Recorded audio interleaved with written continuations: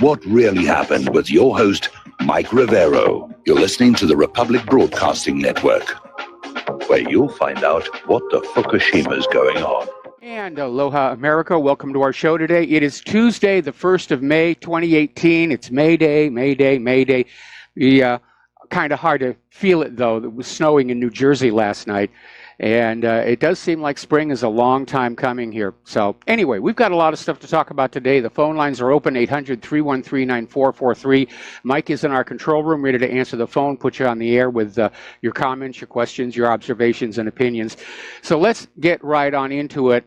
People are still responding to Benjamin Netanyahu's little presentation yesterday about how Iran had lied, they're building nuclear weapons, blah, blah, blah, blah, blah. The reaction has been pretty much tepid from around the world. The Aiea is actually saying they're insulted that Netanyahu's claims are basically damaging the integrity of the Aiea, which is, charged with taking care of all these jobs. Iran was a little more direct, calling Netanyahu an infamous liar, which they're certainly true about that one. Israel's been screaming that Iran is within weeks of a nuclear bomb for 30 years, and it just has not happened. Apparently, again in Iran, the Iranian Foreign Minister Mohammad Javad Zarif said that Netanyahu's accusations are ridiculous, noting the coordinated timing of alleged intelligence revelations by the boy who cries wolf just days before May 12th, which is when Trump is going to decide whether or not the U.S. will stay in the P5+1 nuclear deal. At this stage, all indications are Trump will pull out, the deal will collapse, and the region will go up in flames. It's only going to be a matter of time before somebody pushes the button to start the war on Iran. Other opinions from around the world, like this one from Rejar's Online, is saying it is hypocritical for Netanyahu, who's sitting on a huge pile of weapons of mass destruction that he will not allow to be inspected, to be pointing the finger of blame at Iran for having a bunch of old files from long before the P5+1 nuclear deal. And that's really what it's all about. People are coming on out and said, there's nothing new in these documents. This is stuff everybody already knew. Iran had researched years and years ago. The problem is Iran has not violated any of the terms of the 2015 deal. Whatever happened before then is technically irrelevant. Now, Mossad is claiming that they stole all this material out of this warehouse in a single day, half a ton. Aren't we really good over at the Mossad? They stole 110,000 documents, CDs, smuggled them back to Israel in a single night. Netanyahu's calling it a great intelligence achievement. But again, experts are saying the warehouse was unguarded, which tells us right there that Iran did not consider these documents to be all that important. Now, Moscow is stressing the need to authenticate these documents and see if they actually do represent some kind of a recent violation of the P5+1. Pat Buchanan is out there blasting Netanyahu, saying he's been crying wolf for decades about Iran, and yes, that's true. And don't forget, Iraq was the source of a lot of lies leading to the war in Iraq, about Iraq's weapons of mass destruction. Remember, Israel bombed Iraq's civilian power station at Osirik on the claim they had a secret bomb factory in the basement. And following the war in Iraq, experts investigated the ruins of that power station, and all they found was a power station. So Israel's crying wolf again. Israel still has their nuclear arsenal. They will not sign the Non-Proliferation Treaty. They will not allow IAEA inspectors. They really don't have the moral high ground to be talking about anybody else. And ultimately, it is up to the IAEA to decide if Iran lied and violated the nuclear deal. And here's where the wrinkle comes on in. The IAEA knew all about Project Ahmad. And they knew it had been shut down in 2003, and the personnel moved on to other jobs. And the IAEA said, it's not really a big deal. So Netanyahu was just out there Again, he just gave Trump a justification to pull out of the P5+1 deal and open the door to war. Now, obviously, Putin and Macron are back preservation of the current Iranian nuclear deal. Iran has kept their side of the bargain. The U.S. hasn't. Everybody's trying to hold this thing together because everybody understands if the P5+1 deal comes apart, there will be a major regional war in the area. And we've had enough war. We really have. But Israel has wanted Iran destroyed. They wanted Iraq destroyed, broken up, made weak. Now they want Iran destroyed, broken up, and made weak. And they're going to use your tax money and your children to get it done. Now, over in the Knesset, they've passed a new law, which is alarmingly like one that we have here in the United States, where the Prime Minister and the Defense Minister can make the decision to go to war all by themselves. It no longer takes a vote of the Knesset, just like our Congress, who's afraid of an anti-war vote in November, has abandoned their congressional mandate to decide when and where we go to war, and just handed unlimited authority to the president to drop bombs wherever he feels like dropping bombs. And that's a very bad sign, because Israeli defense officials have already stated they're ready to bomb Iran if necessary. Well, Iran hasn't done anything. That's the issue. Iraq didn't do anything other than sell its oil for the euro. These are wars of aggression led by Israel and the United States of America. We're going to do a shout out now to our on-air affiliates who are just now rejoining our network. But already you can hear the war drums beating in Israel. They want to go into Iran, and they're going to take the U.S. with them. In fact, there's an article over here in Zero Hedge that we put up this morning. U.S. officials are saying, yes, Israel is preparing for a war with Iran, and they're seeking U.S. support. Meaning your money, your kids. That's what they're talking about. Israel doesn't like to fight their own wars. They like to use the U.S. or somebody else to fight their wars. Now, getting on down to Syria, the Syrian army is conducting intensive airstrikes on the terrorists' camps south of Damascus. And according to Sana, which is Syria's state news agency, the Syrian Air Force carried out an intensive bombardment of fortified positions and infiltration routes used by terrorists in the area and inflicted heavy personnel and equipment losses on them. So again, Assad is winning his war. He doesn't need to use chemical weapons. Another article, this one's coming out of Blacklisted News. Why is Israel desperate to escalate the Syrian conflict? Well, because they know if the war winds down, Syria is going to turn to the south and say, we want the Golan back. And Israel doesn't want to give it back. It's full of oil and natural gas. Israel's already signing contracts with companies to harvest that and sell it. One of the things that led to the Syrian war was that Israel was taking the oil and gas out of this occupied territory, which is a violation of international law, and they wanted a pipeline to sell it to Europe, but the pipeline had to go through Syria. And Assad said, of course not. I'm not going to let you build a pipeline across our country so you can sell your stolen oil and gas that you stole from us in the first place. But Netanyahu's out there pushing the buttons, pushing them in Iran, pushing them in Syria, pushing them everywhere he can. And the reason for that is very simple. The Israeli police have announced they have found sufficient evidence to indict Benjamin Netanyahu on charges for bribery, breach of trust, and fraud. So that's why he wants the war to go on right now. Can't wait any longer. Needs to distract the people away from the war. Needs to distract the media away from the corruption, rather. He wants to be able to get up there and say, well, look, I did wrong, but you don't dare change the prime minister in the middle of a war. That's a dangerous thing to do. Now, Israel has issued a list of Iranian activities it will not tolerate in Syria. And they said even if it means that Israel has to target heavily populated neighborhoods, a senior advisor to Netanyahu is saying Israel's going to do whatever it takes to wipe out these Iranian military capabilities, meaning they're just going to bomb the place. Now remember, it was only a few days ago that Israeli media came out with this satellite photo that was claimed to be an Iranian airbase inside Syria. It turned out to actually be the Tehran airport. So we don't know how many Iranians are actually in Syria, but we do know one thing. The Iranians, like the Russians, are there in Syria at the behest of and with the permission of the legitimate government of Syria.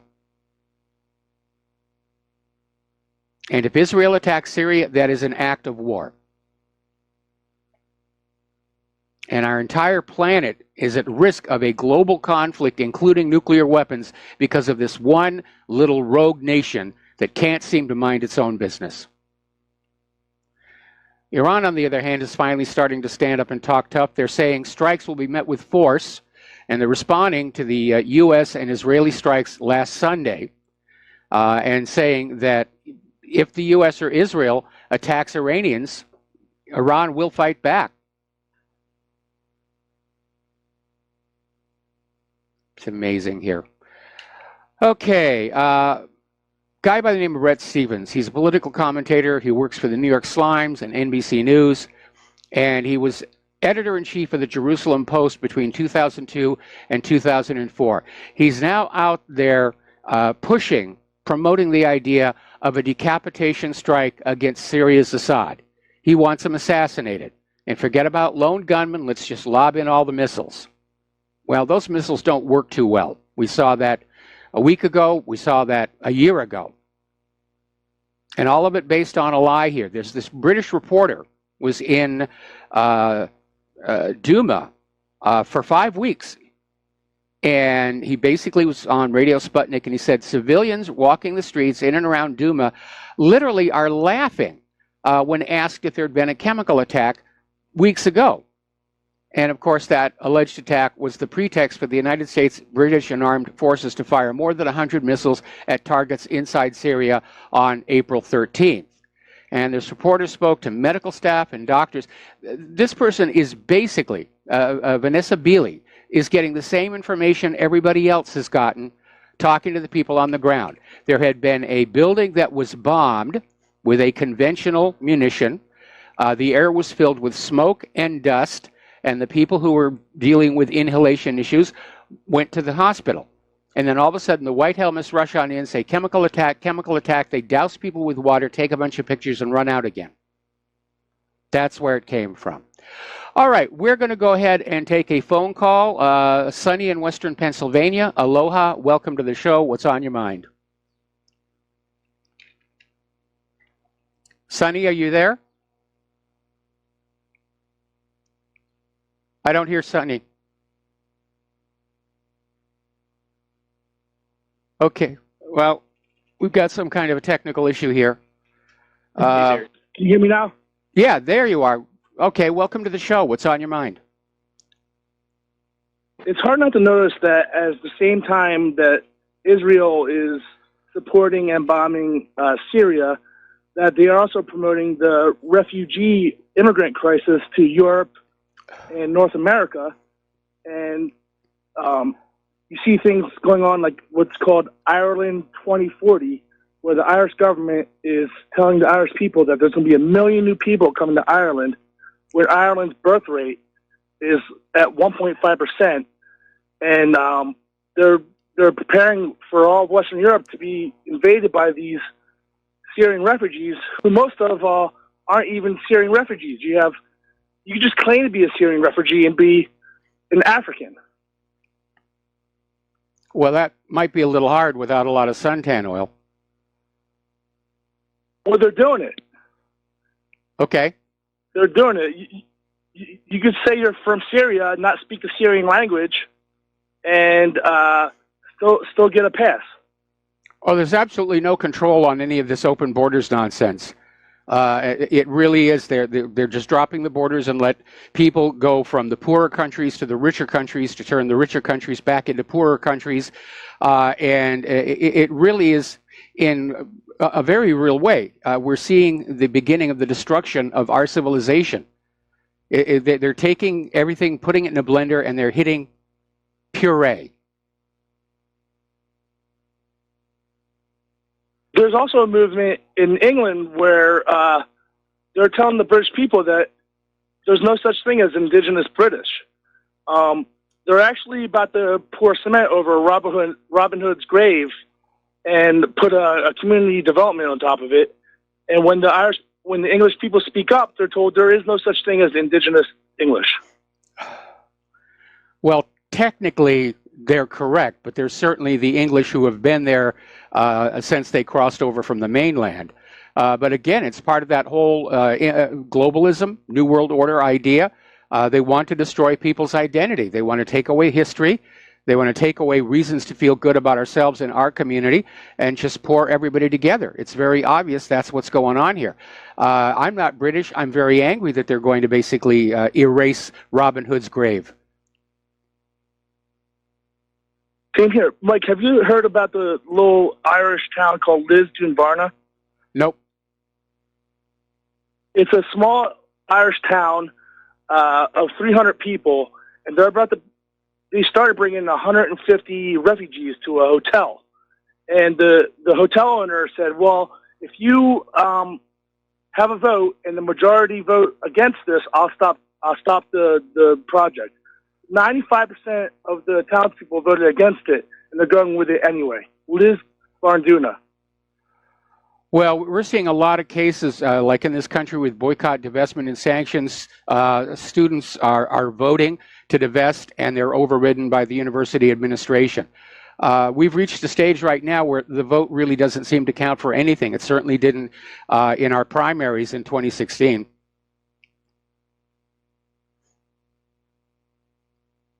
It's frustrating. Thank you, Mike. Yeah, it is very frustrating. It really is. And okay, let's see. We have another caller, Alan in West Virginia. Aloha. Welcome to the show. What's on your mind? Hey, Mike, a friend of mine, the reason I was calling, a friend of mine just got back from Israel. He spent a week over there, him and his wife. Yep. And I started asking him questions. About what's going on with Iran and this, that, and the other. And he says that the people over there he talked to says, oh, that's just all propaganda. It's all in the news and everything. So it's just the same way with Netanyahu. It's all propaganda, just like they're doing Trump with Russia Gate and all this, that, and the other. Yep. I thought to myself, really?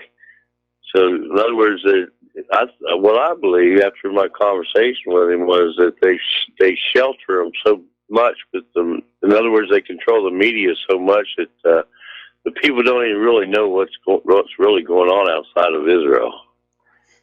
That could very well be. Part of the Israeli culture, if you will, is an induced state of paranoia that all the world hates them and wants to exterminate them.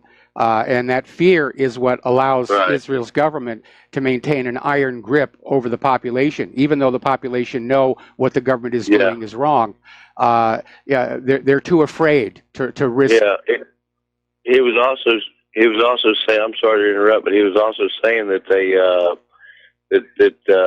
that over there's all kinds of Muslims and Christians and everything. They all mingle together, and that he asked the Israelis about how they get along with the Muslims and stuff. They said, well, they just coincided with us. We don't have any problem with the Muslims here. So I don't know. That kind of makes me wonder. Well, I saw a video a while back about Jewish people, I think it was actually in Jerusalem, talking about Donald Trump, and they were all trash-talking him. But I noted from the accent, these were Jewish Americans who were just vacationing in Israel. And I think they go in there with this attitude, and it doesn't seem to match the actual Israelis who are living there. People left to themselves can get along just fine. We need to remember back in history, during the time of the oppression of the Jewish people, the Muslims took them in, gave them sanctuary. And Israel just doesn't want to remember that at all. Anyway, listen, Alan, we got to let you go. We got to do a break for commercials, and we will be right back. And aloha, America. Welcome back to our show. And once again, I would get on my knees, but it would take a forklift to get me back up again. Republic Broadcasting needs your help. This is a very critical time in the history, not just of the United States, but of the entire world. We're on the edge of a global war. And we have to educate the populace so that they in turn will stand up and say, no, we're not going to let you incinerate this planet over Old Testament mythology and the argument over whose brand of paper and ink we're going to be using as currency for the next 100 years. So Republic Broadcasting really does need your help. And the postal address to send a check or money order, or if you prefer anonymity, cash, is Republic Broadcasting Network, 2251 Double Creek Drive, number 302, Round Rock, Texas, 78664. The phone number to pledge to be a recurring subscriber is 800-724-2719, extension 03. And RBN thanks all of you who are helping us stay on the air, stay on the internet. Have to stand firm against the corporate media liars, the government liars. We're the last line of defense, unfortunately. That's how serious it is. Now, getting on over to Ukraine, we're seeing troubling signs of a escalation over there. Ukraine is moving their heavy forces up to the Donbas front line, suggesting that a new war in that region is just around the corner. Apparently, a train convoy loaded with military vehicles and UAF soldiers arrived at the Kiev-controlled town of Rubizno. 9 infantry fighting vehicles, 2 Grad multiple rocket launcher systems, and 200 UAF troops were delivered. Now, the U.S. is confirming that they have delivered Javelin anti-tank missiles to Ukraine. So that's very, very heavy stuff. Okay, apparently there's been another encounter between a Russian fighter jet and a U.S. spy plane over the Baltic. The Sukhoi 27 performed a safe but unprofessional intercept of a U.S. Navy P-8 surveillance plane while flying in international airspace. Now, the Russian jet came within about 20 feet of the Navy aircraft, but the American pilots told officials they never felt threatened or unsafe. The Russians are just letting them know that they know the U.S. is up there spying. Up in Afghanistan, despite more money being spent, the number of U.S.-funded Afghan security force personnel has sharply declined over the past year. And it sounds to me like maybe they're just getting tired of all the war. There was a video that we put up at whatreallyhappened.com from down in Syria. Was an interview with one of the surrendering U.S.-backed terrorists, and he just said, it's just gone on too long. They've ruined the place. I want to stop the fighting. You can only run a war for so long before everybody just gets tired of it all. The United States has been at war somewhere for the last 18 years. Afghanistan, Syria, Libya, Yemen, Iraq, and now they're aiming at Iran. This is World War III. There haven't been any nukes yet, but we're there. We're absolutely there. Now, over in Korea, Kim Jong-un is going on what's called a charm offensive, and he's going to meet with Japanese Prime Minister Abe and have a summit to discuss the whereabouts of Japanese nationals that went missing in the 70s and 80s, as well as North Korea's vow to move toward denuclearization. And again, I can't believe Kim Jong-un is that naive where he would believe a U.S. pledge not to invade after giving up his weapons of deterrence. So there's something else cooking in the background. Something else is going to happen which would remove any justification for the U.S. to move on North Korea. And the only thing I can think of is it's going to be reunification. And I think Moon Jae-in and Kim Jong-un are getting ready to basically spring that announcement at some point in the future. And that would yank the rug out of any justification the U.S. would have for going into North Korea. So Kim Jong-un may be many things. I don't think he's stupid. So we'll see what's going to happen there.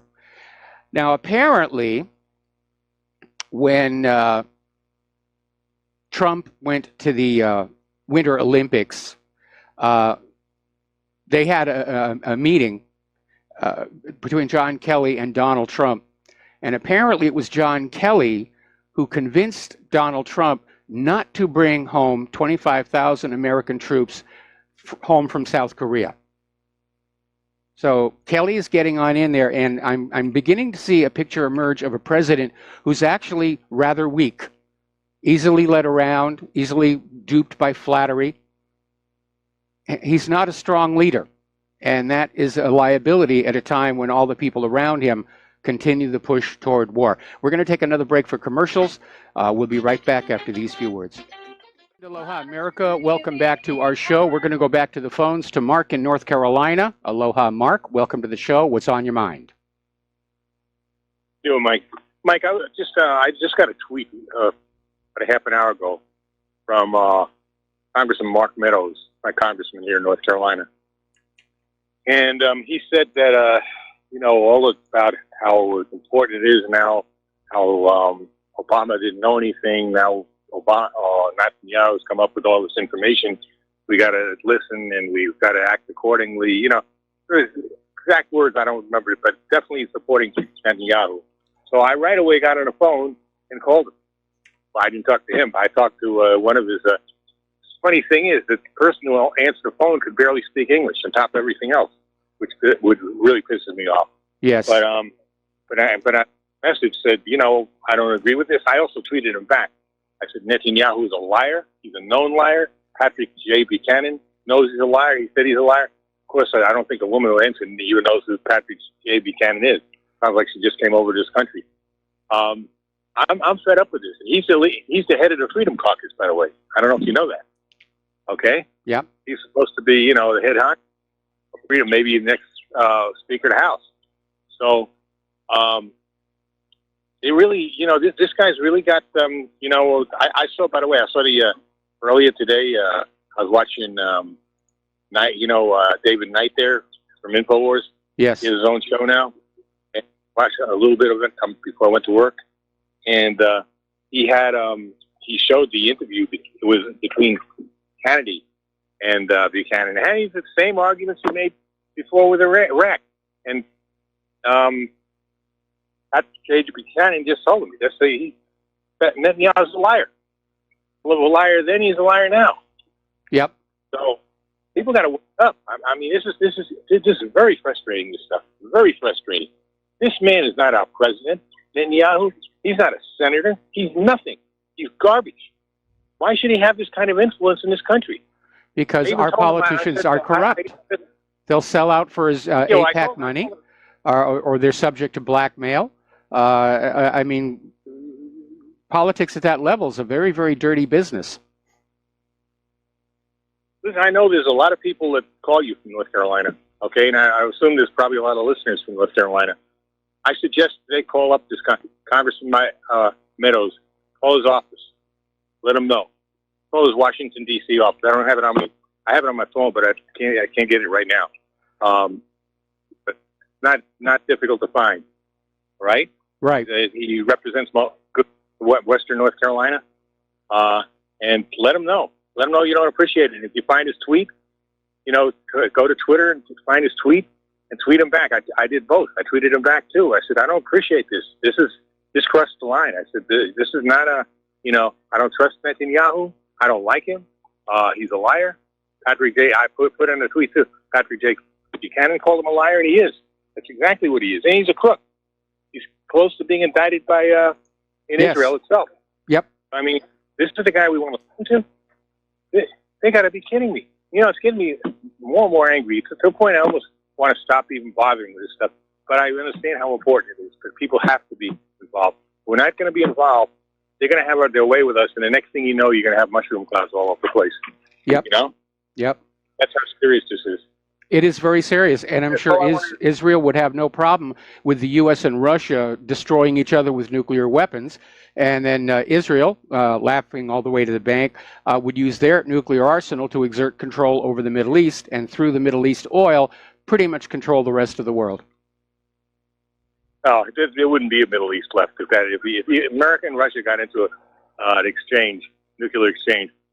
There wouldn't be any. There wouldn't be any Israel left. As a matter of fact, I don't know if we'd have much of a planet left. So I don't know if they're thinking like that. They're crazier than I think we are, and if they're crazier than I even think they are. Okay, but that's a crazy. These people are crazy.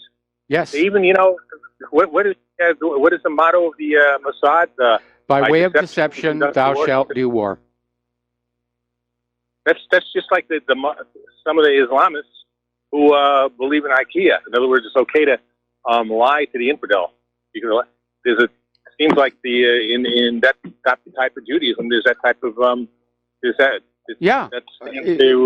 it actually is. Yeah, it actually is. My my first wife was Ashkenazi, and she said the 10 Commandments only applies to other Jews. Everybody else is fair game. I thought she was kidding me. I thought she was pulling my leg, but no, she really believed that. I'm surprised she was married to you, if that's the case. Well, it's a big trouble when a Jewish man marries a non-Jewish girl. Everybody gets upset. They tear their hair out and all the rest of it. But when a Jewish girl marries a non-Jewish man, although technically I'm of Sephardic descent, it's considered growing the religion. So it's bad one way, good the other way, and And for a while the marriage did work. Then there were some issues. I don't need to go into them. And now I'm with Claire, who actually was much nicer. Oh yeah, I mean that's ridiculous. I mean that to have this type of attitude. Look, I'm of Jewish ancestry myself, but look, I'm an American. Before I'm anything else, I don't practice any organized religion anyway. I believe in God, but I don't practice organized religion. My kids, and I married, I'm married. Most times I got married. They're both Christian women, and my kids were raised as Christians, so they don't really have any beliefs anymore either. They're kind of like thrown out of it now, Yes. Because who can believe what these rollers tell you anyway? Who can believe when there's not only Jewish Zionists, you got these crazy Christian Zionists and the Mormon Zionists who believe that, we need Armageddon and we have to have the Jews occupying Israel for the Armageddon to occur, and then Jesus Christ is going to appear and save everybody who's left, or something like that, or take them up to heaven. Yeah, or whatever else and that's all from the Schofield Bible. It's not in the original biblical text.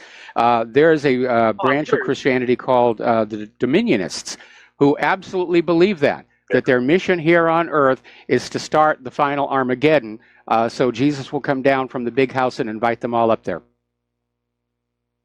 And I mean, to say the Muslims are crazy, that's just as crazy. And the Jews also have something with the Messiah that he's supposed to come. I'm not sure exactly, but he's supposed to come and do something or another. And meanwhile, the world, to me, that's blasphemy. As far as I'm concerned, I do believe in God, but I believe that kind of thinking is an insult to God. Because you're not saying he's a loving, great, loving God. You're saying he's a very vindictive, destructive God. That's what you're basically saying. Well, I don't know if humans have never been able to invent a God that's superior to themselves. Every God in history has the manners and morals of a spoiled child. Well, some of the Native American tribes with the Great Spirit, I think their God is, a lot more benevolent. He's a lot milder. Even the Buddhists and the Hindus seem to be a lot, milder. It's the Abrahamic religions that seem to be the most violent, the most intolerant, and like I said, they're going to bring this. They are going to bring this to planet the end. Except I don't believe Jesus Christ is going to appear in a nuclear bombed out Jerusalem and call everybody else up to heaven. I don't believe that. No, the second coming was a complete failure because he got chopped up and sold to a flavoring company by Planned Parenthood. Oh my God! And I mean, the other day, didn't somebody predict the world was going to end by April 23rd? Something like that. It didn't happen? No. Man, but to think that these people are this crazy, and I have a feeling Pompeo. He seems to be one of these people with these kind of beliefs, and that is dangerous. Boy, to have him now Secretary of State, you know? Yep. I don't know. Oh well. Anyway, Mike, I don't know. I'll take whatever else you got to say on the air. Okay. All right. Well, thanks an awful lot for the phone call. From North Carolina, call up this congressman, okay, please, folks. Thank you. Bye. All right. That's a very important thing to do. It seems that the higher in authority and power somebody goes, certainly there's the temptation for corruption. Power corrupts, and absolute power corrupts absolutely. But you will also see an exercise of out-of-control ego, where some of these politicians are convinced they know better than the rest of us, even when they're just flat out wrong, as we've seen with some of our politicians on TV lately. And they can get caught up, in these belief systems that they're, what was it? The guy who runs Goldman Sachs said, "I'm doing God's work." There are people who actually are out there believing that. And to have such people with their hands on the nuclear trigger, that's a scary idea. All right, we're going to go back to the phones here. Dustin in New Jersey. Aloha. Welcome to the show. What's on your mind? Yeah, Mike, God's going to come down, spin around, go, "You've been had, suckers," and go back up. That's what I see happening. No, he's going to say, "Look what you did with this beautiful work I put together, and you just trashed the place. What's wrong with you people? You all go to the other place." Yeah, basically, you know what? After I see what you people did, see ya. Hey, Mike, Mike Pompeo, yeah, Russia's only unique. We're exceptional and unique. That's what he said. We're exceptional. The exceptional nation. What's so exceptional about us? Our high crime rate? It's a label.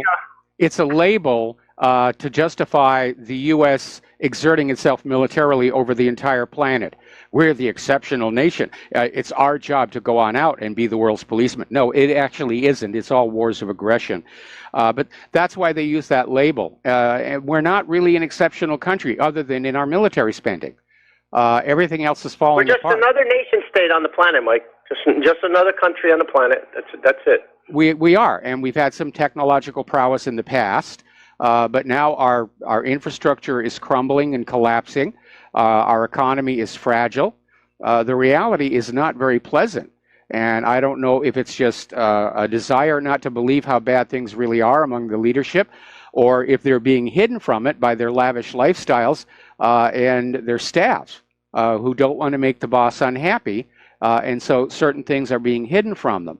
But I keep thinking back to that HBO series, The Newsroom, and the very, very first episode where Neil McAvoy, who's the anchor for the newsroom, is at a college talking with the students, and the student asks, what makes America the greatest nation on earth? And the speech that he gives there, and you can still see it on YouTube, comes on out and says, no, the U.S. is not the greatest nation on earth. We used to be. And then he goes down this list of how poor we score in literacy and various other measures of the greatness of a nation. And he says the only two areas in which the U.S. leads the world is military spending, which is out of control, and the number of people who believe angels are real. And I think on the next commercial break, I'm going to hunt that down and put it up at whatreallyhappened.com. Yeah, I watched that video a couple times with the college girl gets up. He goes, look college girl, trying to explain here. We're not number one. I got 37th in this and that. And yeah, that was a great. That everybody should watch that video. Yeah, and Mike, if we think we're exceptional, like Rome and Imperial Japan and Nazi Germany, then what is everybody else is expendable? Yeah, that's what it comes down to. Yep. No, like everybody else is. It's like the Talmud with the Zionists. God's chosen one. Well, that makes you not chosen. That makes you disposable. That's the way these people think. Yep. And it's a small group of people, but they got the power, and it makes them very dangerous. Hey, Mike, with Netanyahu, isn't it like it's funny? All of a sudden, it just comes out with this. Like where was he like years ago? Because he's been saying this since 80 something, right? I mean, Yeah. like with his little diagrams, he's a joke. The guy is a joke. I mean, Well, he had his looks nuclear like evil, duck. man. We know He had his cartoon bomb. He had his nuclear duck. And we need to remember, Israel tried this before with Iran, with the so-called laptop of death. And that was all fake. Now, it turns out in this case, these documents are all real, but they're outdated. And the Aiea said this program was shut down back in 2003. And that Acme, remember the big Acme bomb he had at the UN? It looked like something out of Acme with Donald Duck. Yeah. Daffy Duck. Roadrunner. That was a joke. My God, I would have just broke out laughing. Hey, Mike, real quick, there was 3 Israeli jets headed for Tabari. You ever heard of Tabari Sea? I think that's in Israel. Okay. And then there was a couple Russian fighters that scrambled to northeast Lebanon. So they recorded the Israeli jets. So they're tracking where the Israeli jets are. They're keeping an eye on the. After what happened last Sunday, it's obvious that Israel is going to try and provoke a major conflict in Syria. Because the Get Assad people have not given up, and it doesn't matter how much of your money and your children they have to spend. They're right, and Assad is wrong, and that's just the way it is. And Mike, on that attack Sunday, there was, of course, by deception shall make war. They had deceptive call signs, and you ever heard of IFF codes? Yes. They were all in U.S. lingo. They made it look like they're United States Air Force F-15s. Yeah, but it's been confirmed that they were Israeli planes. I mean, they did it for the USS Liberty. They hid their identity in the attack on USS Liberty. They tried to pretend they were Egyptian. But Mike, I'm telling you, Mike, Russia's not going to let Iran fall, and Iran has a formidable air defense, and they got anti-ship missiles, and if the U.S. gets involved in it, they should just say, hey, Israel, you're on your own. We're not. This is going to bring in Russia, Mike. Russia's already in Syria. Don't people realize? They didn't leave Tartus, like I said, this was years ago. They're not going anywhere. This is going to put us into if we back the Israelis, if they attack Iran, this is going to put us into a head-to-head confrontation with the Russian military. And they're not going to let Iran fall because of the petro-yuan and their link to Iran. And I'm waiting for China to come on in because I think they're waiting, the 500-pound gorilla. They're waiting for the right time. And then when the Chinese roll in, that's going to give everybody pause on all sides, right? Yeah, they have the manpower. They have the boots on the ground. All right. Dustin, I need to let you go. We're going to do another break for commercials. We got another caller waiting on the line, and we will be right back. Aloha, America. Welcome back to our show, and we're going to go right back to the phones. James in Ohio. Aloha, James. Welcome to the show. What's on your mind? To the Constitution. I actually went to the trouble to find it and download it. Well, I hate to harp on anything, but I have a point this time. Watched Jones today. It was the Israeli war propaganda hour. He had the guy from Natural News on, and it was, just might as well have been scripted by Mossad. And just like Netanyahu, the theme was, I don't want to go to war, but here's why we should go to war. And by we, I mean the U.S. going to war on behalf of Israel. Dumb American boys should die rather than good Jewish boys. And the thing, you had a caller mention he watched David Knight. I also watched some of his, and he's all fire and brimstone against the war. If anybody's going to watch InfoWars, they should watch Knight. So that'll be interesting to see how that divergence bodes for Knight's future. Yeah. I also have some information on why Extendovite works, but I'm going to wait. I want to review some of the evidence, and I'll call in later in the week, but it might be groundbreaking information. So I'll review the evidence, and I'll get back with you maybe Thursday or Friday.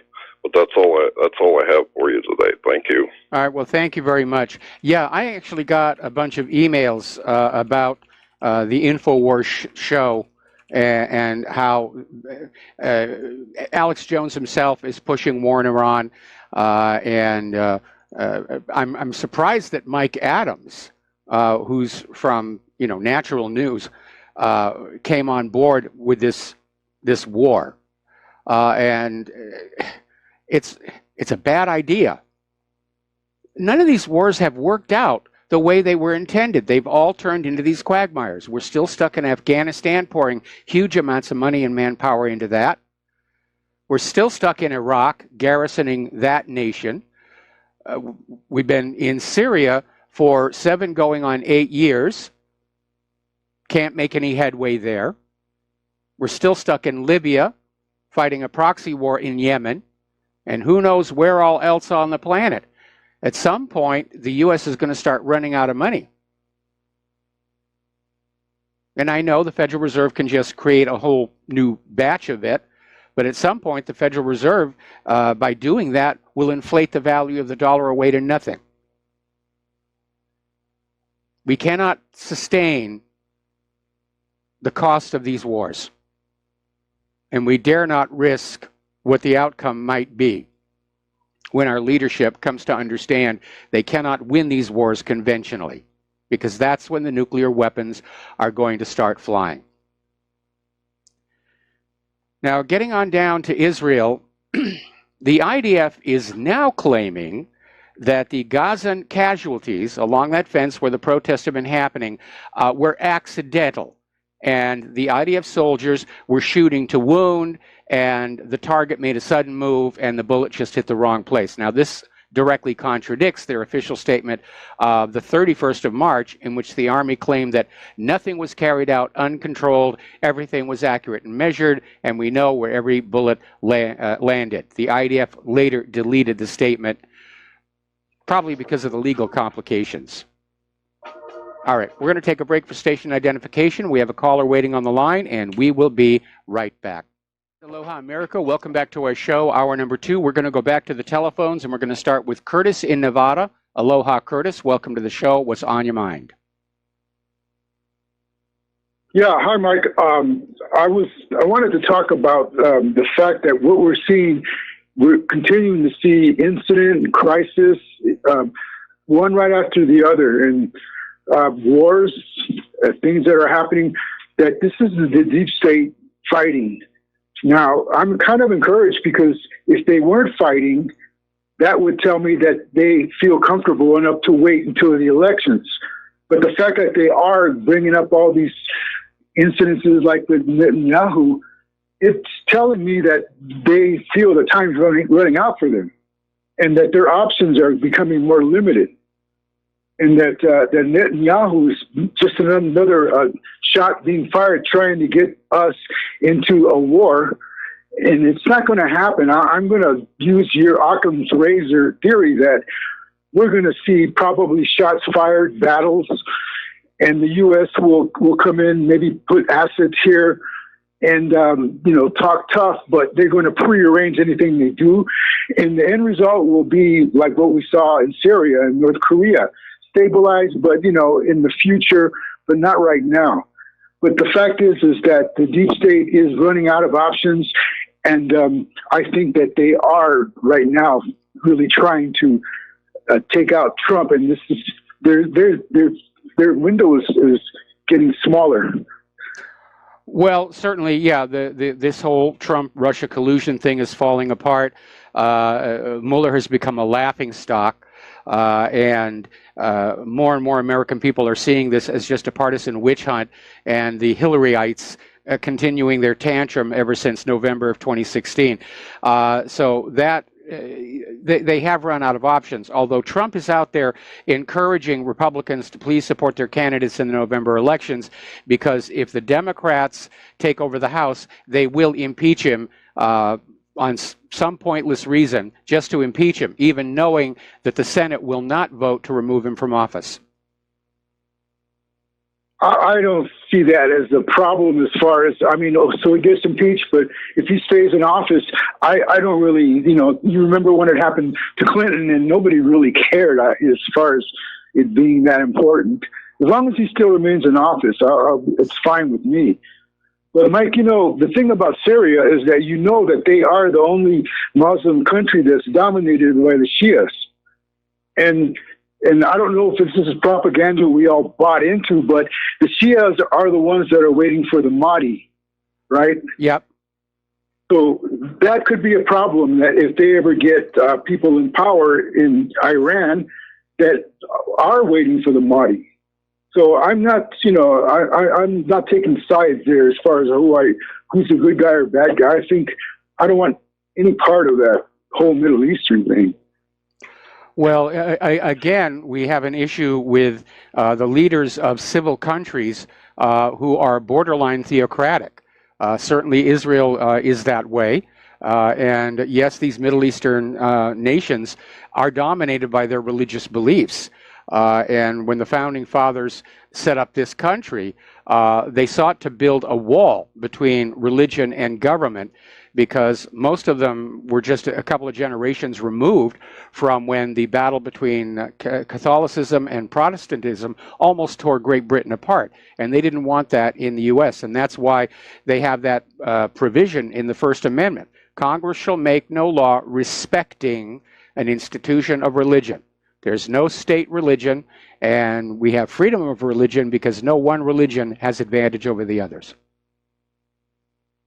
Right. Their religion, to me, that's the biggest part of the problem. But Mike, I don't know if you heard about, if you've been following up with the Q people, and I know that it's a mixed bag, that you really don't know what you're getting, but there's a consensus that they're talking about how the uranium one, part of that that went to Russia actually went to the Iranian region controlled by deep state assets, and they were planning to use that because that uranium has that signature, you can trace it back to its origin. And they were planning to use that to make a couple of bombs and, do some false flags against us that would start the Iranian war maybe in the next couple of years. Well, the problem with that one, the problem with that story, of course, is that the uranium that came out of the Uranium One deal is raw, unprocessed ore. And you can't make a bomb out of that. And if you're going to the trouble of making a bomb, as long as you have the uranium, it doesn't really matter where it comes from. So I'm skeptical about this particular claim. But the possibility of a nuclear false flag to get a war going with Iran and Russia, we can't rule it out. We know there's that unexplained radioactive source at the New York consulate for Israel. We know that some years ago there was this very strange incident involving the Minot Air Base where an aircraft took off with live nuclear weapons on the wing pylons, which is not how you transport them safely. And apparently in the aftermath, only 5 of those weapons came back. So one may be loose out there somewhere. And unfortunately, the flight crew met a mysterious end shortly thereafter. So, yeah, they could blow something up. Mushroom cloud on the front page of every American newspaper, say Iran did it, Iran did it, Iran did it. Because whatever false flag they're going to do, it's going to have to be something that is so horrible and terrifying that people will be scared beyond the ability to think rationally. Because we've been subject to false flag terror for so long. Airplanes into buildings, been there, done that, didn't buy the T-shirt. And the American people are very, very skeptical. So I'm afraid that whatever they pull for the next false flag is going to be really, really nasty. Yeah. Well, I mean, I'm still encouraged. I think Trump's still fighting. And that Cohen raid, I was concerned about that. To see the momentum slowing down as far as him fighting the deep state, but the fact that the deep state is really trying, firing on all cylinders, that encourages me. That tells me that maybe Cohen is not that big of a factor, and Trump can continue his work. Well, again, the fact that they're still making a big deal over this porn star, Stormy Daniels, tells you how desperate they are. And I think the American people are looking at all of this and seeing that we have a dysfunctional federal government. It's constantly at war with itself. It's constantly at war with the rest of the world. It's being led by Israel into war after war after war in the region. We were led into Iraq by Israel. Now Israel's trying to get us into Iran. And we, the American people, have really had it. Enough of this. This country is supposed to belong to we, the American people. And the government is supposed to be our servant, not our master. And we certainly are not happy with the idea of living under foreign puppet rule. Yeah. Well, okay, we'll see the next couple of months. By the end of the summer, we should see open indictments. We should see perp walks. We should see all these things being explained to all the criminality. And if we don't see that, I'll be very concerned because, if we don't win this fall, it's just going to be a holding action for the next 2 years. Yeah, I agree. All right, thanks a lot for the phone call. We're going to do a shout out to our on-air affiliates who are rejoining the network. And we're going to switch over to Francis in North Carolina. Aloha, Francis. Welcome to the show. What's on your mind? Hello, aloha to you both. Aloha. Speaking of the porn star deal and all that, what politician can you tell me has not had some sort of dealing with a porn star, whether it be male or female? I mean, come on. But that was not originally what I called about. Well, before you move forward, I think there's an important point that is being missed by the corporate media. Everybody's talking about this $130,000 payment. And what that tells me is this porn star was extorting Donald Trump. And why they're not looking at it in that context, because she's the villain here. I mean, the sex was consensual. I don't agree with Donald Trump messing around on his wife. But the sex was consensual. And then Stormy Daniels apparently demanded money to stay silent. That's extortion, or call it blackmail. And why they're not bringing that point up tells you it's just another witch hunt. It's partisan. Trump's the bad guy. He paid her money to silence her. Well, she must have asked for it. Well, Michael, it's tantalizing, it's titillating, and it's all those things wrapped up in one as far as sex goes and money. Yeah. So go figure. To me, it's a complete joke. I mean, come on. Besides, who knows how old he was at that time? But then again, how old were all the other politicians for that matter? What I originally, good God, before I forget, what I originally called about is I wonder how much Jones paid Mike Adams off to actually do that show with him, for one thing. And secondly, on that, oh, come on. And secondly, on that point, since Mike Adams is supposed to be the health ranger, what is so healthy about war? Try to explain that logical aspect to me. Well, Mike Adams and his website may be funded by outside investors, and the outside investors said, we need you to go on InfoWars and push this agenda, or we're going to ask for our money back. Lovely. So he's bought and paid for as well. Great. All right. Thanks so much. I had a lot more respect for him than that. I mean, really. Yeah, I did too. That's just cratered, absolutely cratered here. And again, anybody in the independent media that seems to have a lot of money is probably compromised. So anyway. Yep. He shot his reputation now. Later, Francis. We're going to switch over to Vivian in Canada. Aloha, Vivian. Welcome to the show. What's on your mind? Yeah, hi, Mike. I wasn't calling about this, but I have to say something about Alex Jones. I mean, he's become a parody on himself. I respect what he did in his early years, but lately he's almost a caricature of what he used to be. Anyway, back to the initial reason I'm calling. You said something yesterday about DNA testing not being accurate. Can you tell me why you think it's not? Well, it's not my opinion. We're talking about those little home testing kits. You see them advertised from Ancestry and 23andMe and a bunch of other companies. And you send them a sample, and they send you back their analysis of it. And a consumer protection organization did a little experiment where they took two identical twin girls, took the samples from them, and sent them in to several of these companies that do this, and the results came back wildly different from each other. Remember, these were identical twin girls. So there has been a question as to how accurate these home test kits are. A lot of people are concerned about privacy. They're building a huge DNA database. And there was another scandal involving one of the companies, and I forget which one it was, where they were actually adding in other races to the list to sell the idea that we're all multiracial. And was completely dishonest, and they got called out for it. Well, I think what's happened is there have been a lot of freelancers that have jumped in, and in recent years, it has become, ironically, it has become less reliable than it was initially. I did my DNA ancestry and health analysis with 23andMe about 10 years ago, and I was absolutely startled by the accuracy of everything it has that it contained.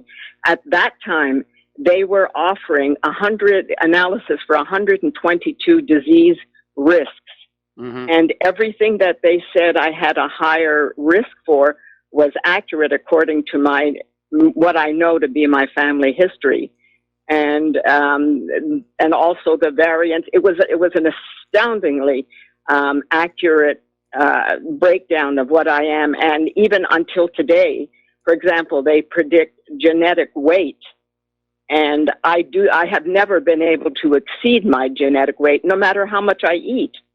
So in that sense, there was a great deal of accuracy. Plus, they also stop after they find 1,000 relatives. They stop listing them. Well, as you know, I'm from Bethlehem, Palestine. I had well over 1,000 relatives, and every single one of them had names that I recognized, and they're all over the world. South America, North America, Europe. Every one of them is a name that I recognize, and those I communicated with. I discovered that those who were closest to me were usually related to me on both sides, which is consistent with the way marriage used to occur within sects of a religion. It wasn't just simply Christianity. Greek Orthodox married Greek Orthodox, Roman Catholics, Roman Catholics, and that was reflected in the list of relatives. So there's a great deal of accuracy there. However, anybody, you don't even have to take a DNA test in order to have your genome on record. There's something called Genentech, which is the universal data bank for human genomics, and they've got that filled out long ago, and they're probably using it to create the future species that is going to replace humanity. In fact, ironically, the place that has already been able to produce baby robots is South Korea. Yes. And they are doing it with computer-generated chromosomes. And the Korean, and it was astounding to me when I discovered this. So I'm beginning to wonder if the Armageddon is not what we're going to experience that will destroy humanity, but rather it'll be far more subtle and far more slow as we're replaced by these. First of all, they have now the human genome. And again, I didn't finish the thought that I introduced, that anybody who has ever had any blood work done, you can be assured that your genome is on file with Genentech, whether with or without your consent. They claim that they have taken de-identified samples from blood labs, but they're not de-identified, and we know that, even if it's not official that they sell the blood sample information. Somebody within any blood lab is going to sell it. I'm sorry to cut in on you, but what Genentech stores is sort of it is a human genome broken down and identified for all its components. They're not storing the DNA of individuals.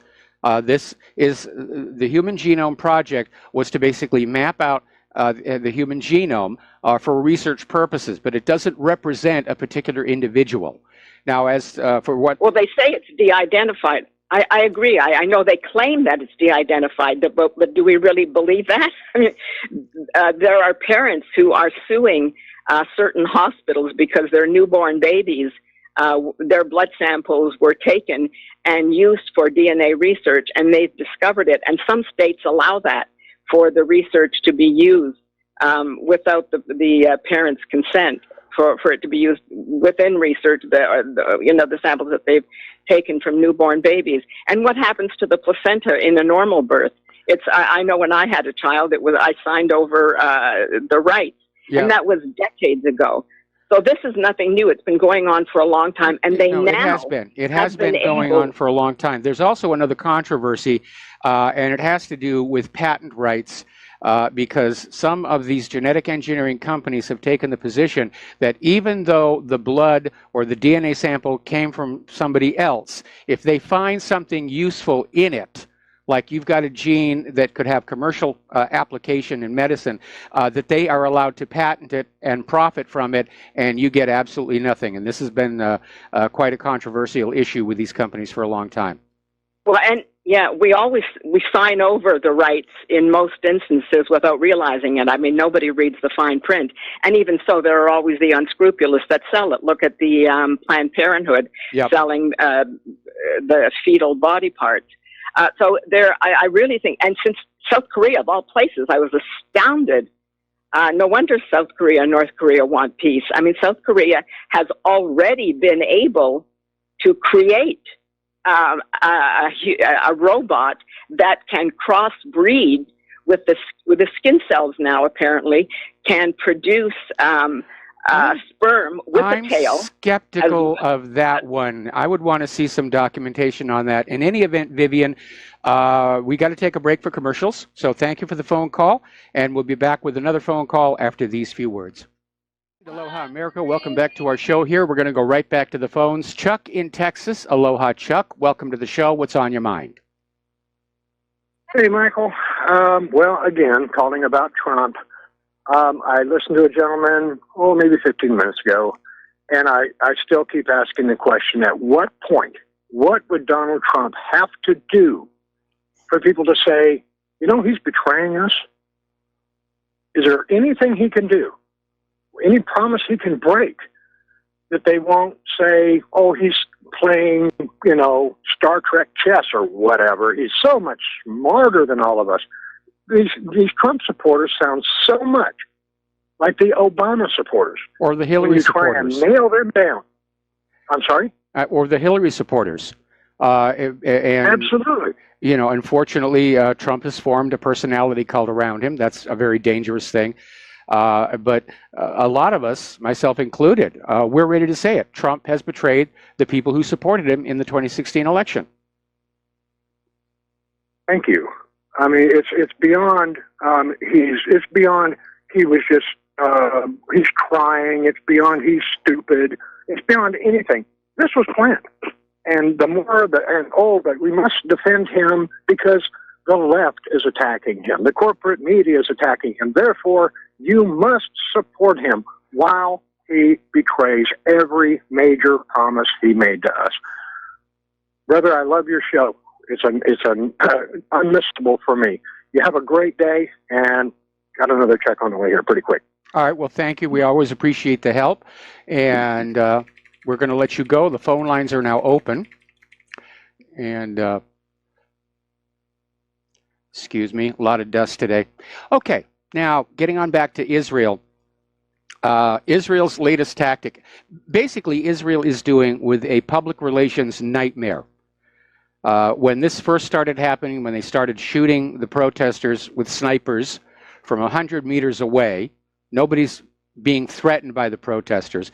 And I said, this could turn out to be as bad a disaster, PR-wise, as Britain's massacre at Amritsar, India, which historians now say basically marks the point at which British control over India began to wane. And yes, everybody around the world is criticizing what Israel is doing, and Israel is trying to basically stop the flow of information from coming out of the area. They have been deliberately targeting Palestinian journalists, and according to a tweet I just saw, apparently their latest tactic is anybody seen speaking to the press gets shot. They're trying to create a climate in which people are afraid to talk to reporters out of fear that they will then be targeted. That's pretty desperate. It's also despicable. Now, there is a human rights activist, Adi Schoesberger, And she's, you know, rather well known and active in those circles. But she came on out and described the Israeli soldiers at the Gaza fence as terrorists. And of course, it prompted an immediate reaction from Netanyahu, saying it's an outrageous absurdity. We're the most moral army in the world. And even worse, the hosts on the Breakfast Club radio show on the Ma'ariv channel, 103 FM, went further. Host Shai Goldstein said that he feels like killing that woman. He called her stupid, retarded, little bitch, and filth. His co-host Lee Lev echoed his views, and they said they hope that this woman gets raped. Now, being in radio myself, I think that's a little over the line. But like I said, Israel is trying to find some way to contain the damage. They're not going to stop shooting, unfortunately. That would be an admission that they knew what they were doing was wrong. Now they're just trying to contain the public relations fallout on this. Pardon me. Jerusalem residency has been revoked for 3 Palestinian members of parliament and 1 former minister. And the excuse given is they're not sufficiently loyal to Israel. Meanwhile, over in the occupied West Bank, there is a spike in what are called the price tag attacks by the settlers. Now, if you don't know what I mean by that, it's very simple. Israel has, on occasion, shut down some of the illegal settlements. Not the big ones that are built with building permits, but there are some settlements that were built without building permits, and Israel will demand those get taken down. The settlers who live there retaliate with what's called a price tag attack, targeting the Palestinians. They're trying to send a message that if Israel tries to get them to leave, that they will punish the Palestinians. So apparently in the village of Agraba, the mosque was set on fire, and they spray painted price tag and revenge on the outside walls of the mosque. Villagers in Burqa woke up to find the tires of dozens of cars slashed and racist anti-Arab graffiti all over the place, including death to Arabs. Nice people, these settlers. And when you realize how much they are funded by the American taxpayer and American citizens. We'll be right back after these few words. And aloha, America. Welcome back to our show here. Now, we have been talking about the condition of the U.S. military. We know that there was that horrible Fat Leonard scandal that 60 U.S. Navy admirals got tangled up in. There were the recent spate of collisions between U.S. warships and commercial shipping. And there are a lot of problems out there, and yet somebody somewhere thinks we're just fine to go to a major war. Now, there is apparently a plan in the Navy to try and recruit officers with much needed skills into the service and immediately promote them to the rank of captain. Not a ship commander, but just captain. And the reason, and without any prior military experience, and the reason is that they need experts in areas like, the cyber warfare, to expand the Navy's information warfare capabilities, which have been embarrassed by the Russians, if you'll remember the Donald Cook episode up in the Black Sea. So this is not a done deal yet. But it's passed its first hurdle, and it looks like it may be included in the fiscal year 2019 National Defense Authorization Act.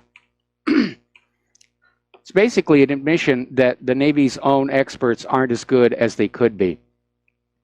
Speaking of the Navy, they have this ship called the Expeditionary Fast Transport, or EFP. It's an entire class of ships. It's a catamaran styled transport ship, which means it can go very fast. But apparently it's failing to achieve its key performance milestones, including many related to the cybersecurity of the ship's system. This is coming out of an Inspector General's report. Now, these ships, which are made out of aluminum, they're designed to quickly move troops and supplies, and the report from the Department of Defense Inspector General says it actually lacks capability And one of those capabilities is securing control systems aboard the vessels from outside interference. And again, they're probably thinking back to the USS Donald Cook. The problem with this is that these EFPs, like the F-35s, they've been built and put into service despite being incomplete. And what is going on is, instead of working to solve all these problems during the design phase, get it all worked out first on paper before you actually start cutting metal. Because retroactively trying to fix the problems that come up is far more costly and far more labor intensive than trying to build it right the first time. So we can add this to the list of Navy ships that have got serious built-in problems. Littoral class combat ships, corrosion drivetrain, Zumwalt drivetrain, all kinds of problems with the Gerald R. Ford. We are really not ready to go to war against Russia or China. That's the hard reality. Now, for all of you who have family members either in the military or thinking about going into the military, you might want to pay attention to this.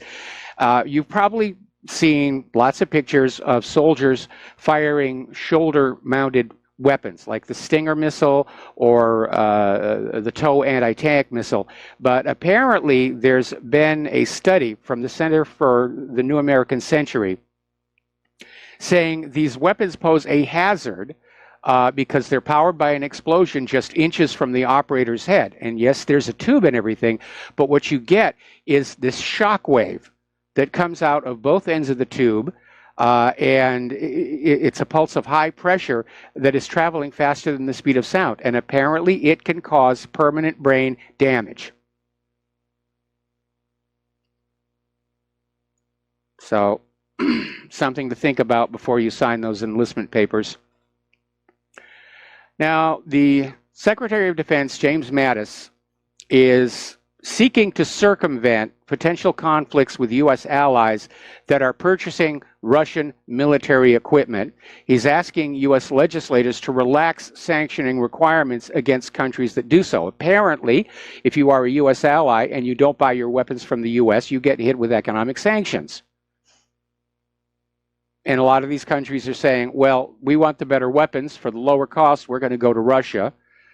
And so these sanctions are increasing friction between the U.S. government and these other countries. So apparently Mattis is saying, let's pull back. Let's waive sanctions for U.S. allies that are buying the S-400s.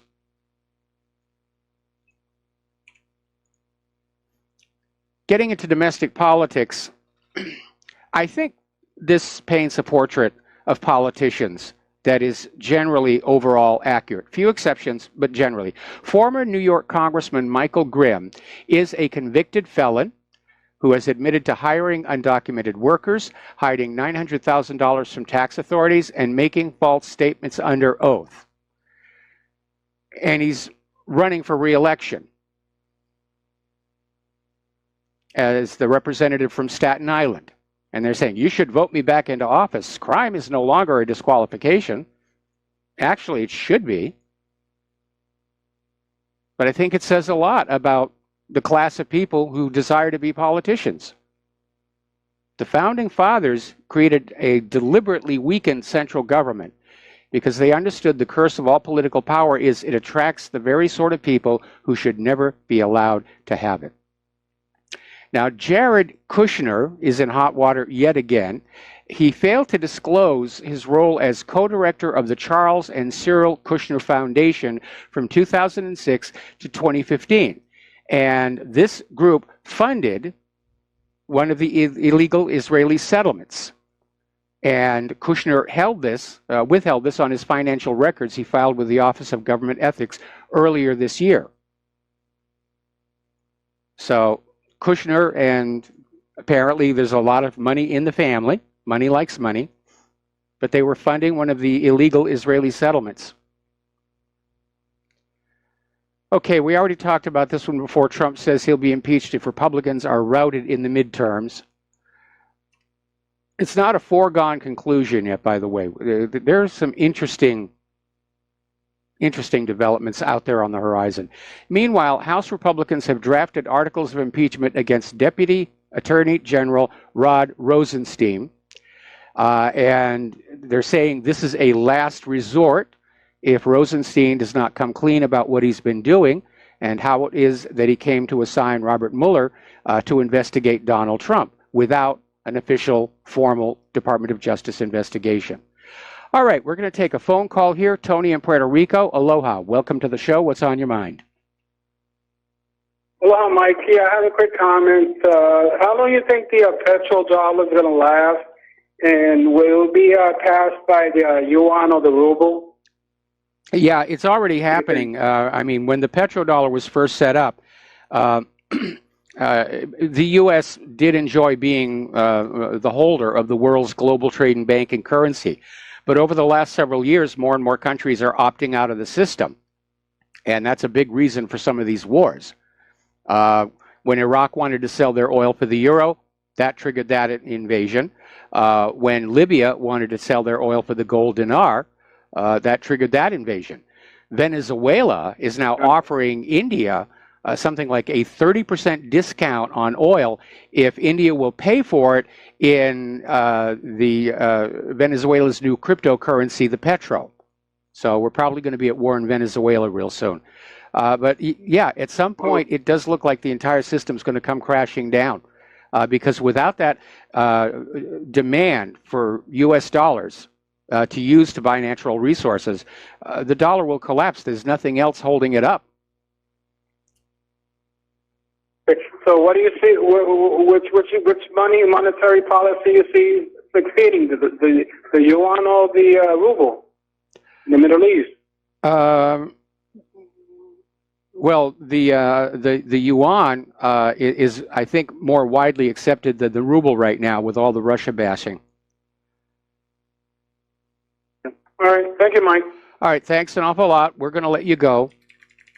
It's always about the money. Always about the money. Okay. So getting on back to domestic politics.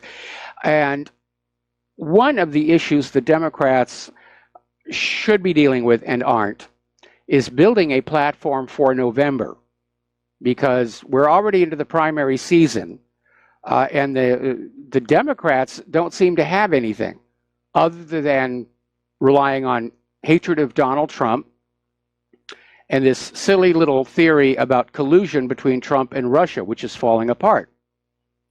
And the Democrats filed this most recent lawsuit to try and make that story current news again in the corporate media. But it's already backfiring on them. They're being countersued. They're being asked to participate in discovery. People are saying it's time to actually look at that DNC server and see if there is evidence that it was hacked. Of course, this long after the fact, who knows what expert has gone in there and planted what information. Remember, there's a CIA unit that is dedicated to hacking attacks masked as a third party. So we'll see what happens there. But that's all they've got. They're not coming out with any policies. They're still trying to ride the feminism card, the abortion card, the LGBT card, the black card. They're replaying 2016 all over again, and it's not getting the traction it should. In fact, according to the polls, the Democrats are hemorrhaging support among the millennial generation. They've dropped 9 points in just 2 years. So I wouldn't say that Democratic capture of the House is a foregone conclusion, not just yet. Now, back when Emmanuel Macron visited Donald Trump at the White House, Macron brought with him a tree that had been transplanted from a famous battlefield in France, and the president and Macron dug this hole in the backyard of the White House with a pair of gold-plated shovels to plant the tree as a symbol of their friendship. And then a few days later, somebody noticed the tree was gone. And everybody's saying, what the heck was that all about? Is this a snub by Trump toward Macron for basically going back to his Save the Iran deal? Actually, it's much more mundane than that. Apparently, Macron, without realizing it, broke American import laws by bringing a plant into the United States without a quarantine. If you've traveled outside the U.S., you'll probably see that, you know, you're not supposed to be bringing any plants or vegetables. In fact, if you fly here to Hawaii, you get the same thing. We're trying to protect what's left of our indigenous ecology here. So the tree was basically placed in a quarantine facility, and after it passes quarantine, it'll be returned to the White House. So that's the story behind that. Now, a lot of people are getting very upset over the possibility of Gina Haspel being confirmed as director of the CIA. She's serving unofficially as director, but she's awaiting confirmation. And there is a whole chorus of voices saying, no, we can't have this person because of her record on torture. And Senators Dianne Feinstein, Martin Heinrich, and Ron Wyden wrote to the CIA this week protesting that the CIA continues to hide Haspel behind a wall of secrecy while suppressing disturbing facts about her record. Senator Heinrich also said the agency appeared to be running a full-on propaganda campaign in support of her nomination while withholding key information. Now, the CIA says it's committed to transparency, but so far it's only granted senators and not the public access to some of the classified information about Haspel. Now, Senator Mark Warner, the vice chairman of the Senate Select Committee on Intelligence, is also pushing back against the CIA's handling of the Haspel nomination. And he's requested his own copy of a special prosecutor's report that addressed the destruction of evidence of torture, of which Haspel is also accused, along with supervising these torture centers. Apparently, she thought it was really cool, and she was in charge of a torture center in Thailand. Now, torture, first of all, it doesn't really work. It'll get you a confession, and that's all it will get you. It doesn't really produce useful intelligence. But it can harm people. And apparently, lawyers for Khalid Sheikh Mohammed, who was waterboarded something like 100 times before he finally confessed to being the mastermind of 9/11, apparently, it's been determined he suffered permanent brain damage while he was being tortured by the CIA. And his lawyers have now presented a memo to the War Court. And if it's proven, this development could make it less likely that Khalid Sheikh Mohammed would face the death penalty. So we'll see what's going on there. So yeah, waterboarding actually causes permanent harm. Now this next one is scary. This is coming out of government slaves here. As you know, under the previous legislation, the National Defense Authorization Act, gave the president the authority to arrest and permanently detain certain individuals without trial, without evidence, usually defined as somebody involved with the 9/11 attacks or who substantially supported Al-Qaeda, the Taliban, or associated forces, which I guess would include Hillary Clinton if you think about it. But apparently, 6 lawmakers led by Senator Bob Corker, Senator Tim Kaine, they're proposing a new authorization for the use of military force that would expand who the president can place in indefinite military detention, all with the claim that this is restricting presidential power. Now, if the Corker-Kaine bill becomes law as it's currently written, any president, including Donald Trump, could plausibly claim extraordinarily broad power to order the military to imprison any U.S. citizen captured in America or not and hold them without charges essentially forever. This is not a good thing. I mean, this completely violates habeas corpus. It violates the right to a trial. They're not talking about foreign terrorists. They're talking about American citizens here. Bit by bit, they're ripping up the Bill of Rights. All right, let's talk about the economy a little bit. Apparently, Goldman Sachs has been fined $110 million for improperly rigging the foreign exchange market. Of course, that $110 million is just a tiny fragment of the billions that they made with this fraud from 2008 to 2013, and nobody goes to jail. We'll be right back after these words from our sponsors. Aloha, America. Welcome back to our show here. And we're talking about Goldman Sachs rigging the foreign exchange market. And they're not the only one to do it. Deutsche Bank got caught doing it, then BNP.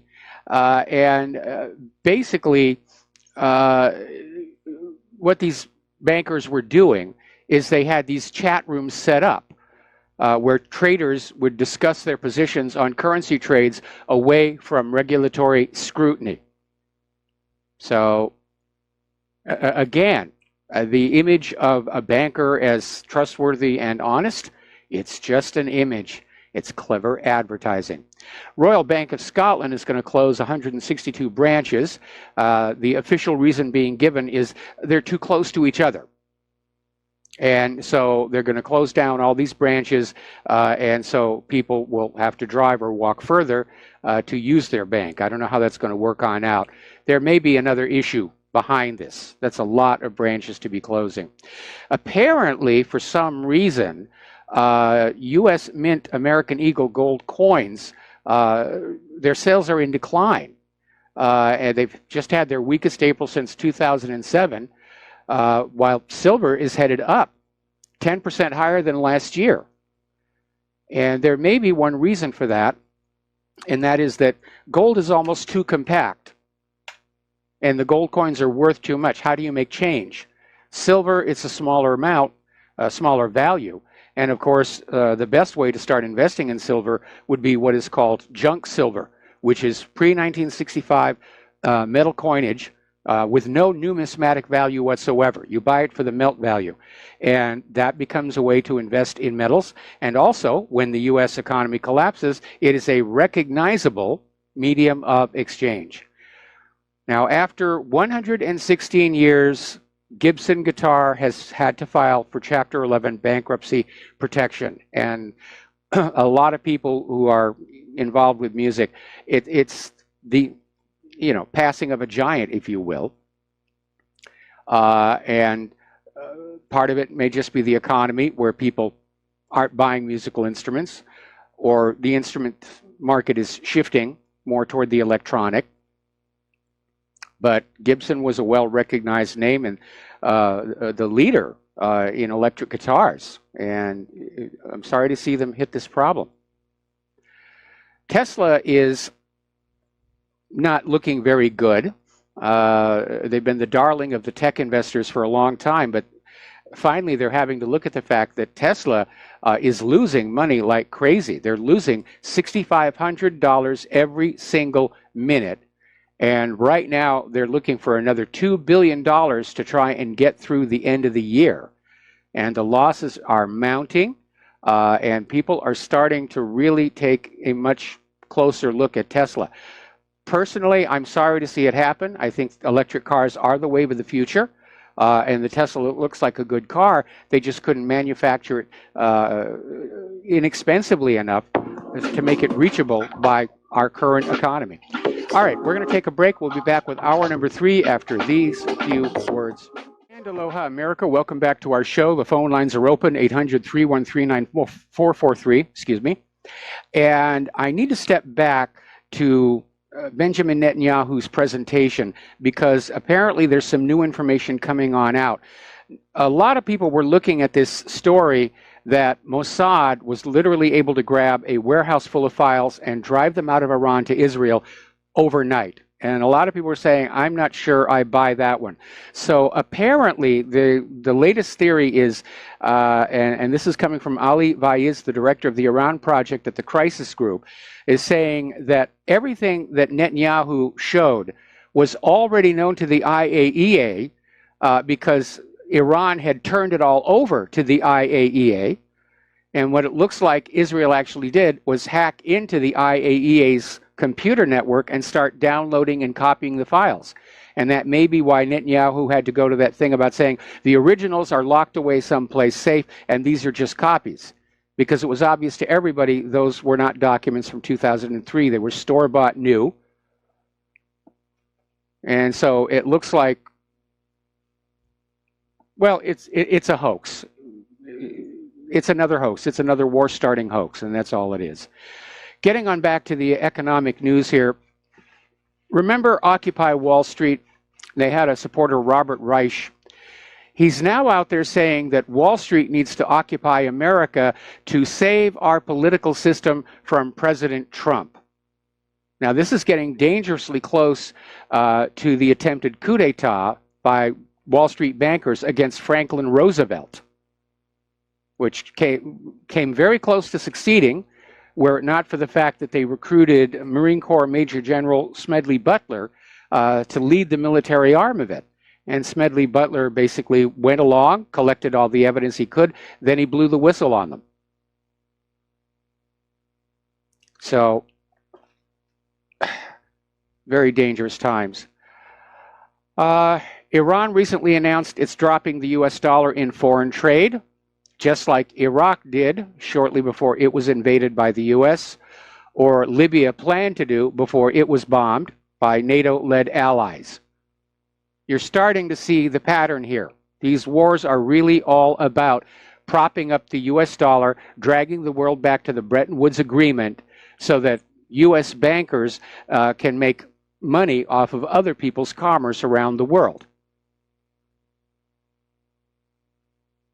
Now, as I mentioned this earlier in the show, but it's worth mentioning again, Venezuela is offering to sell India crude oil at a 30% discount as long as India uses Venezuela's blockchain technology-based currency, the Petro. And no response yet from India, but obviously a 30% discount on crude oil on that scale is going to be a powerful, powerful incentive. So just like the U.S. invaded Iraq for selling its oil in the euro, and just like the U.S. and NATO invaded Libya for selling Libya's oil for the gold dinar, we can expect there's going to be some ginned up excuse for a new war on Venezuela.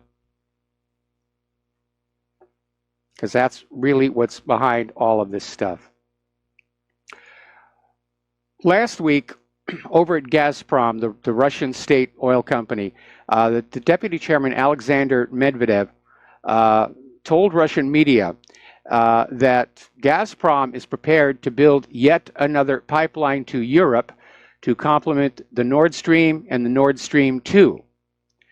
Now, this would be a really good idea because Europe needs the oil and gas, and Russia needs to bypass Ukraine, which has been helping itself to Russian oil and gas in transit to Europe.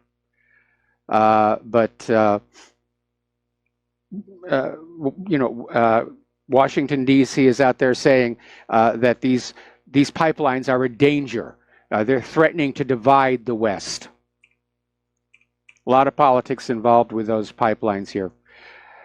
Now, here's an interesting one. Remember the other day we were talking about Romania, and I said, you never know what's going to trigger that final uprising. Apparently, protesters in Thailand have staged one of the country's biggest demonstrations since the 2014 military coup. What set it off was a plan to put a luxury housing development on forested land. And that just set it off.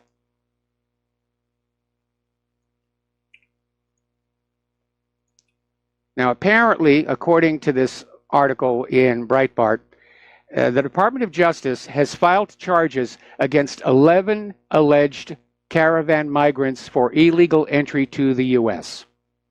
over this last weekend. 11. Out of how many? Remember, I was talking that we saw the video of these migrants climbing over that fence from Tijuana into San Diego. There were no National Guard there. Governor Jerry Brown said he was going to send the National Guard. It did not happen.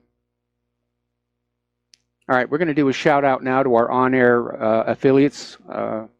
There we are. Meanwhile, some of these people from Central America are trying to apply for asylum, and they're running into yet another problem, and that is that the process, the U.S. system for deciding whether to give somebody asylum or not is massively backlogged.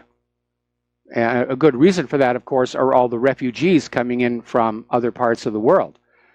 But it's going to be a very long time before their case gets processed. Now, of course, the Democrats want these illegals to stay in the country while waiting for asylum. Same thing with the refugees. But we're already seeing over in Europe where some of these countries are now saying, yes, you can apply for asylum, but you're not allowed to come in until we grant it. We need that here as well.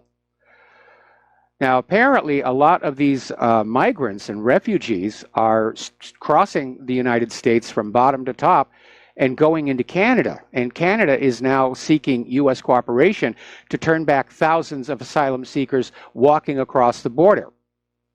And what they want as a deal is that if they catch somebody coming across, we can just send them back, which you would think that would be the logical thing to do. The problem is that Canada's border is quite open compared to our southern border with Mexico, because they really haven't had that much of a problem with illegal immigration, but now it's starting to be. And so Canada may consider building a wall. Now, over in Europe, they held a poll asking everybody if the integration of the refugees was successful. And to nobody's surprise, the majority came on back and said no. In fact, in Sweden, it was 73%. The refugees are not integrating. This is not working out. It's all gone very badly. So there's a beginning of a pushback there as well. Greece, once again, is getting overwhelmed as illegals surge across the Turkish land border. Now, this is a very touchy issue, pardon me, because Turkey had originally made a promise that they were going to secure the border and in exchange for some other concessions. And apparently Turkey has now basically abandoned that. And they're saying basically it's a repeat of 2015, which had 815,000 illegal migrants traverse the Aegean Sea on dangerous watercraft. And a big part of the problem is there's still an active people smuggling operation going on out there, along with these so-called rescue ships operated by pro-migration non-governmental organizations, some of which are funded by George Soros. And in the name of rescuing these refugees from the Mediterranean, they are picked up just offshore of the countries they are coming from, and they are ferried across the Mediterranean and into Europe, mostly into Italy. And from there, they go elsewhere. Let's take a phone call here from Glenn in Philadelphia. Aloha. Welcome to the show. What's on your mind? Hi, Mike. About the Israeli intelligence on Iran, would you believe a U-Haul trailer full of microfiche? No? No. Would you believe a shopping cart full of magazines? No, wouldn't believe that.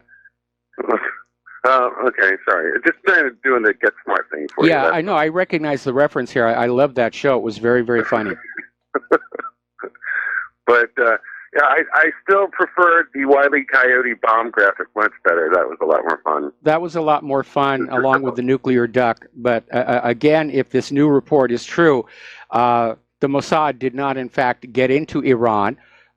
They simply hacked into the IAEA, copied off the documents Iran had given the IAEA, and presented them as new and shocking proof that Iran has been lying. Right. So, like, what do you think would be an optimal outcome for this? Given that we don't want, you know, even if Israel said, "Oh, we're going to do unilateral strikes," they know that it was, you know, by extension, pull us in somewhere on the line. It's a matter. What do you think the optimal outcome is for this? There is no optimal outcome. I'm afraid you're absolutely right. Last night, the Knesset voted to hand war-making authority to Prime Minister Netanyahu and the defense minister.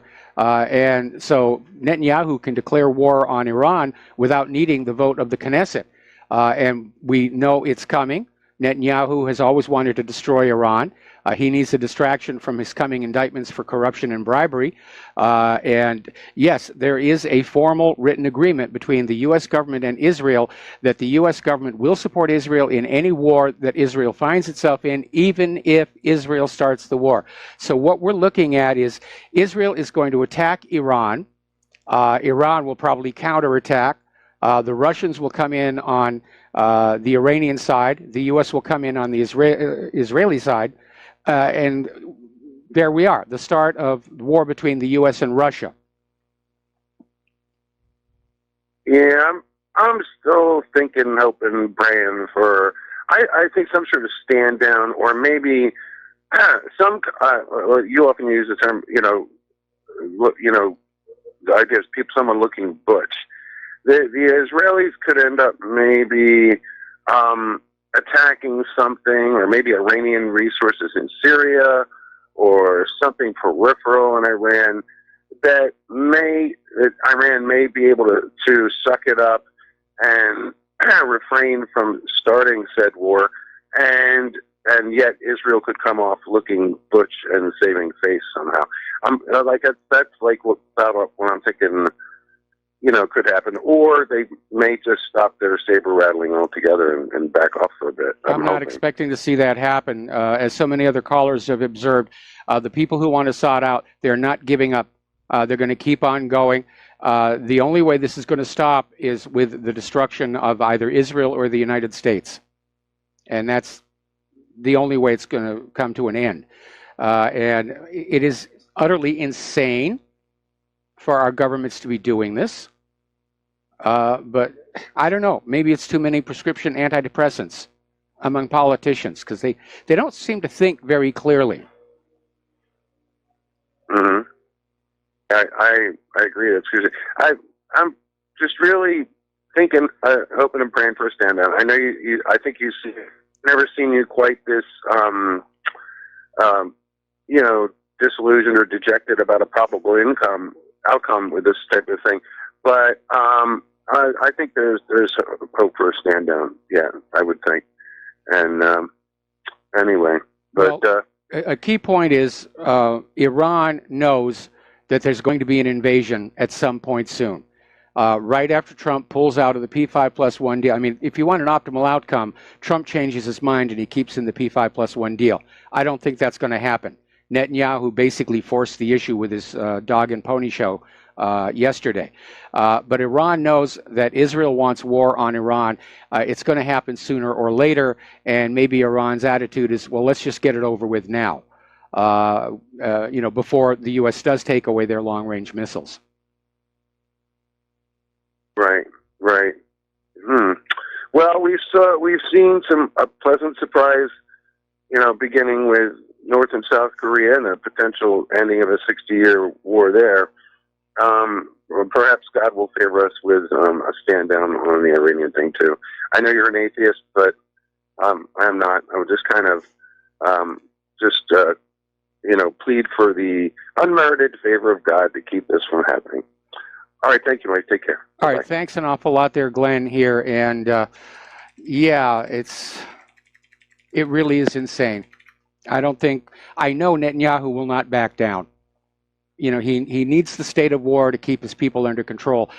Going on back to that caller who had just come back from Israel, apparently the Israeli people are fed up with all this stuff as well. Left to themselves, most people get along with each other just fine.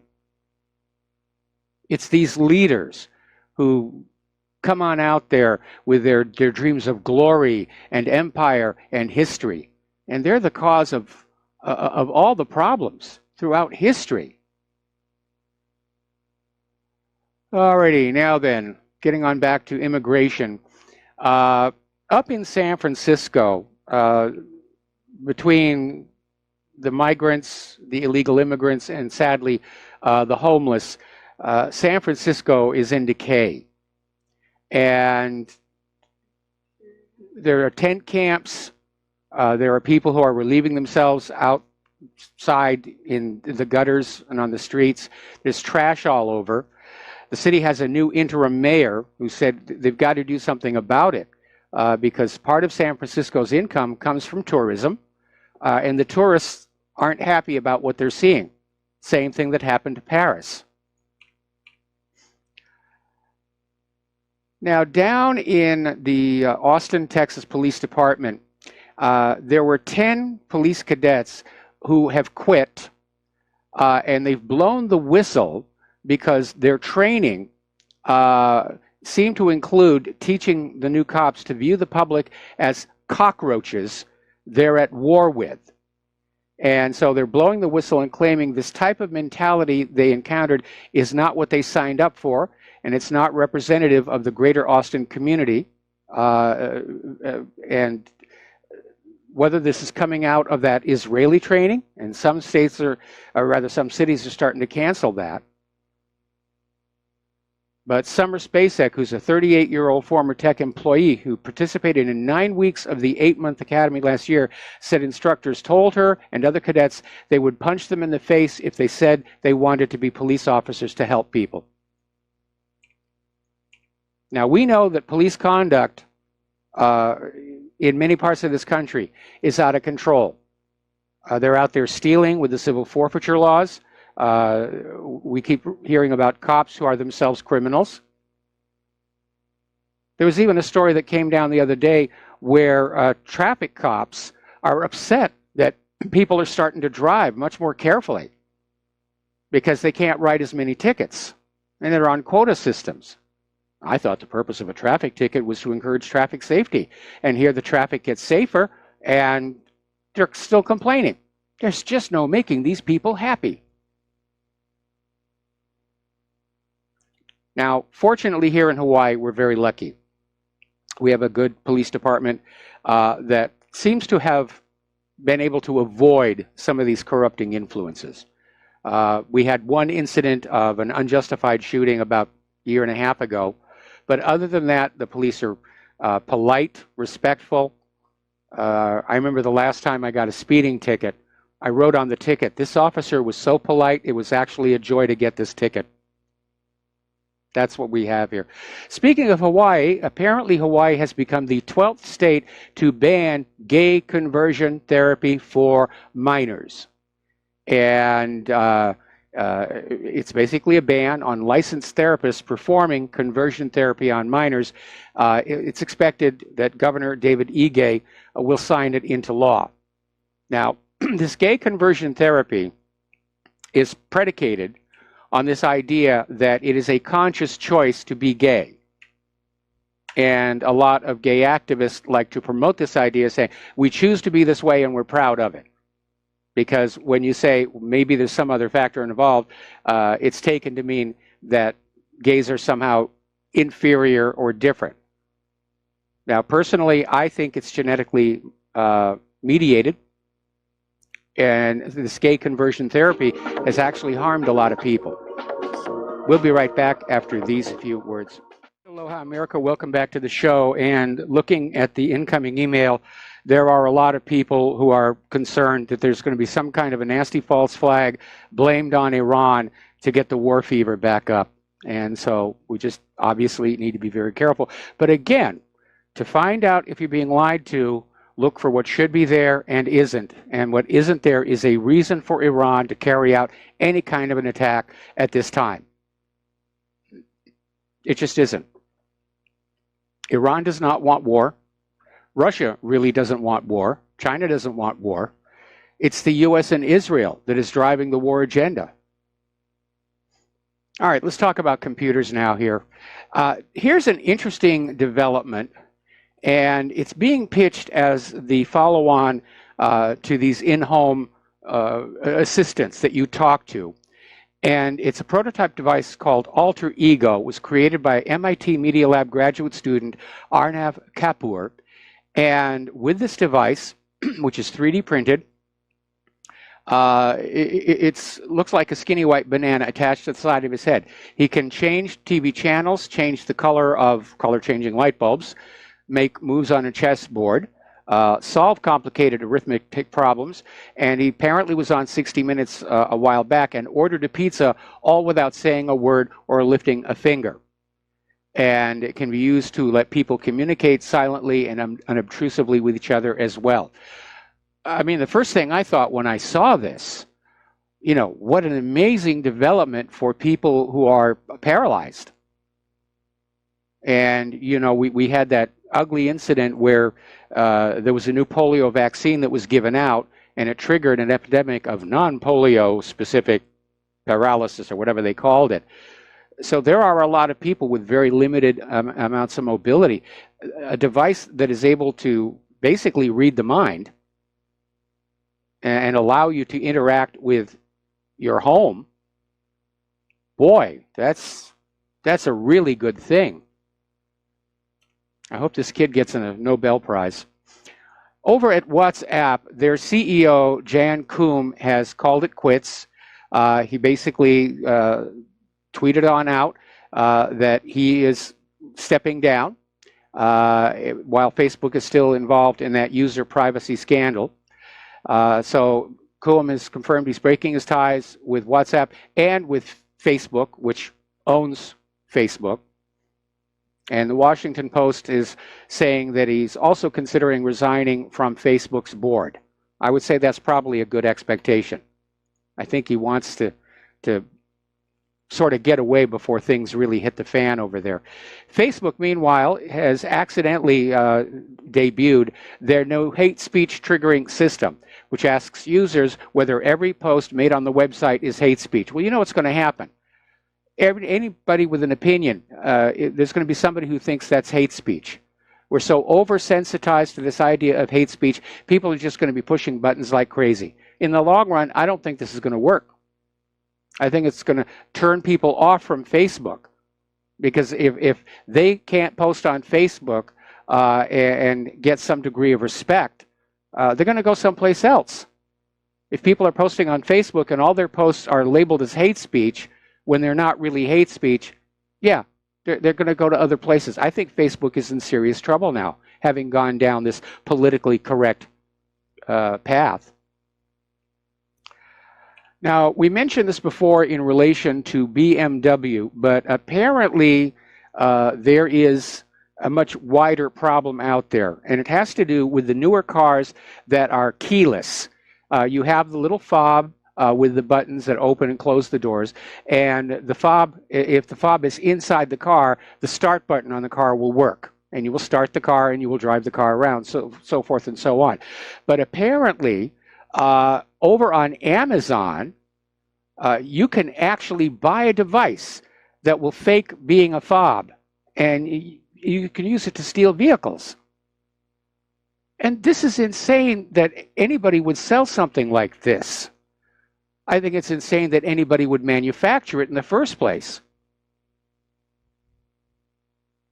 We're becoming a criminal society when Amazon literally is selling car thieves the tool to get into your new car in the space of 2 minutes. Completely bypass the alarm system, get the engine started, just drive on off.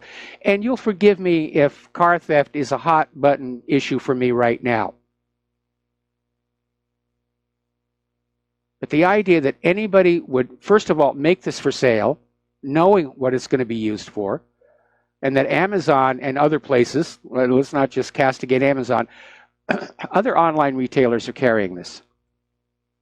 And it's a big, big problem. And the police are saying that it's going to make the prevention of car theft much more difficult. It is. It's just truly insane. Now, me, I like keys. Call me old-fashioned. I like a key that you stick in the ignition switch and turn it. And yes, as we discovered on the Honda, those can be broken very, very easily. Fortunately, our somewhat newer car has better security than Honda does. Anyway, we got to take another break for commercials. Join us on the air, 800-313-9443, and we'll be right back. And aloha, America. Welcome back to our show here. And here's the part of the show where we talk about human-caused global warming. Insert ominous music here. And there's an interesting article, a little bit of a confessional, if you will, out of Natural News, where the climate change hoax is starting to crumble as scientists admit their doom projections were totally wrong. Remember, snowfalls are a thing of the past, the Arctic will be ice-free, the oceans will rise, and blah, blah, blah. And basically, what they're figuring out is their climate change models were inaccurate. And where they stopped being scientists is they started basically making up their forecasts from the computer models rather than going out into the real world and taking measurements to see what was actually happening. And now they're being forced to admit it because more and more people are saying, you guys keep talking about human-caused global warming. We've just had another very heavy winter. It was snowing in New Jersey just last night. So what the global warming cultists are saying and what we're all seeing with our eyes are not matching up. It's another in a gigantic fraud perpetrated by those who want your money and your obedience. Humans are warming the earth. It's all your fault. The planet is doomed unless you pay carbon taxes. Anyway, little bit of a fun story. You've probably heard of the Tasmanian Devil. Certainly everybody who watched Warner Brothers cartoons remembers the Tasmanian Devil. A lot of people don't understand it's actually based on a real animal. And for a while, they've been thinking they had gone extinct because there was this population had this Tasmanian devil illness. And it was this horrible facial cancer, and it killed over 80% of the species, according to the BBC. But they have found a group of healthy Tasmanian devils in a remote part of southwest Tasmania, which is the large island just south of Australia. Now, this, of course, is going to get the people interested in the thylacine all cranked up, saying, see, may not be extinct. The thylacine is another marsupial. It's known as the Tasmanian tiger, and it was thought to have gone extinct, I think, back in the 1930s. But a lot of people who live in the outback still insist that they see it from time to time. So, but, you know, animals do go extinct. We don't have any dinosaurs around here anymore. Good thing here. Now, over in Montana, the U.S. is refusing to restore federal protections for grizzly bears in the Yellowstone area. This despite a court ruling that called into question the government's rationale for turning grizzly management over to states that are now planning public hunts for the animals.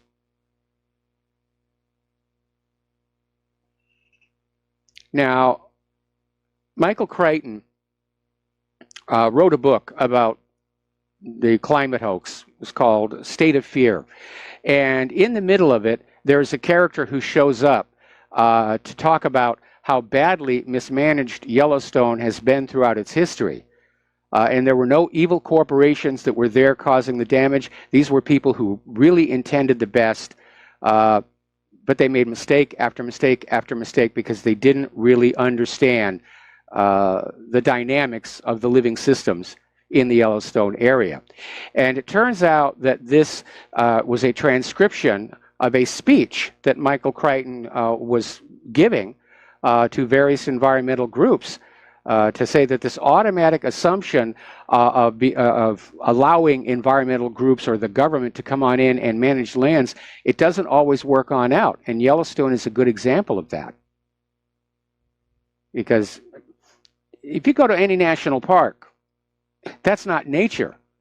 If you go to Yosemite, it's as carefully manicured as a golf course. When Yosemite was first discovered, the lower end of the river was all jammed up with trees and logs. All of that stuff got removed. So apparently in Montana, it's going to be legal to hunt grizzly bears again, which unfortunately is primarily going to be, I assume, trophy hunters, because bear meat is not that palatable.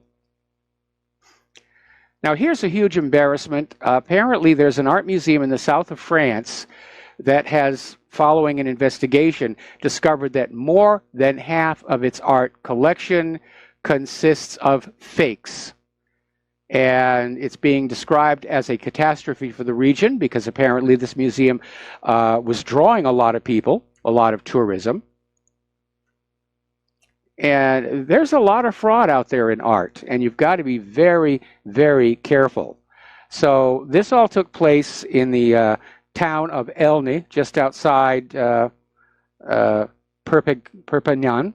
and it reopened its Etienne Tourist Museum, dedicated to the work of the local artist who was born in 1857 and died in 1922.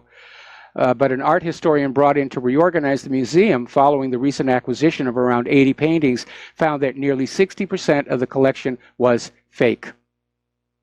And so it's caused quite a bit of turmoil. Now, for those of you who are interested in art, art originally began as something symbolic, cave paintings, and over the years it became more and more representational. And then, of course, photography came along and spoiled it all for the portrait artists, and so art became surrealist or representational or pointillist. But it is amazing what some of these artworks will actually sell for at auction. And so there's a very powerful motive for fraud. And the fraudsters can be very clever. If you remember Odette Golan and the fakes that he perpetrated on museums, they passed an initial muster. And it wasn't until one of the others was declared fake that people went back and took a look and said, oh yeah, we should have been looking a little more closely. All right, now then, over in Flint, Michigan, there was this whistleblower, Leanne Walters, and she was the one who went public when she noticed that she and her children began having troubling health problems in the spring of 2014. Her 3-year-old twins kept breaking out in strange burning rashes after their bath, and she and her daughters started losing clumps of hair in the shower. Her 14-year-old son was hospitalized several times for severe abdominal pains. At one point, Leanne Walters' eyelashes fell out. Well, they investigated, and finally, months later, after the water from the kitchen sink started running brown, that they made the connection. Now, most of us have heard about Flint, Michigan's lead-contaminated water debacle. The city of Flint, Michigan, which, by the way, buys bottled water for its own staff, decided to save money by unhooking from another safe water system and just pumping from the Flint River. And the Flint River is highly acid and corrosive, and what they should have been doing was adding special chemicals to the water to prevent this corrosive water from leaching the lead out of the water mains. And they didn't do that to save a few bucks. Now, of course, they've got a huge problem. They've got a lot of very sick people in Flint, Michigan. They've got a destroyed water system that has to be replaced at some point. And of course, we're starting to understand these problems are existing in many cities across the United States. Erin Brockovich apparently started a project to catalog cities where the water out of the tap is not safe to drink, and she's finding some alarming numbers. And it's another example of what I'm talking about when I say that because of the cost of the war, wars plural, our nation is being allowed to decay. And it's not just cosmetic like cracks in the pavement. It's about the tap water becoming unhealthy to drink. This government is not taking care of the American people, not by any stretch of the imagination. Now, if you're concerned about your drinking water, and probably you ought to be, you can go on out to eBay and you can get a water test kit. It's a one-time kit. It costs about $30, and it tests for several things: lead, microbial activity, I forget the rest, water hardness. There are about 4 or 5 different things in there. You basically just follow the instructions on the outside of the package, and you will be able to determine what your water is like. Now, we here in Hawaii, at least where we live, we're very lucky. Our water is very safe to drink coming out of the tap. It's very hard, which of course makes sense when you realize it's getting sucked out from the inside of an extinct volcano. But outside of the hardness issue, we have very good drinking water here right out of the tap. So, something that you may want to know. Okay, I want to go on back and recap the situation with Benjamin Netanyahu, his accusations against Iran, because, you know, already the egg timer is running out on this one. Netanyahu got on TV yesterday and came on out with all these brand new notebooks and all these bright, shiny, rainbowy CDs saying that this was a stash of nuclear weapons documents stolen from inside Iran by the Mossad and trucked over the border into Israel in the space of a single night. A brilliant intelligence coup. That's already in doubt. As it has turned on out, everything that Netanyahu showed was already known to the IAEA. In fact, the latest development, which happened during the show, is they're starting to doubt Israel's story of finding this unguarded warehouse and simply emptying it in the middle of the night. And they're starting to think that what Israel did, what Netanyahu's government did, was hack into the computers of the IAEA and simply download all the documents Iran had given to them as part of the run-up to the P5+1 agreement. So again, Netanyahu lied, plain and simple. He's trying to start a war. Trump, unfortunately, is fully on board because it proves he was 100% right about Iran. So we're going to be at war in Iran. And how it's going to be fought, I really do not know, but I am very concerned, obviously, that the U.S. is committed to come into the war on Israel's side, and Russia is committed to coming into the war on Iran's side, possibly China as well. So this could be it. This could be the start of the big war. Had lots and lots of little wars. Here a war, there a war, everywhere a war, E-I-E-I-O. And if you look back at big mistake number 2, it was the same there. You had all these little battles going on. There was, Germany in Europe. There was Japan in Manchuria. There were also down in the Philippines. There were all these little wars. And then all of a sudden there was Pearl Harbor, boom, and everybody said, oh, it's a world war. And fighting broke out everywhere. And I'm afraid that is what's going to happen here, that if we get into a war in Iran, that'll kick off. Well, we know Kiev is getting ready to uncork on the Donbass.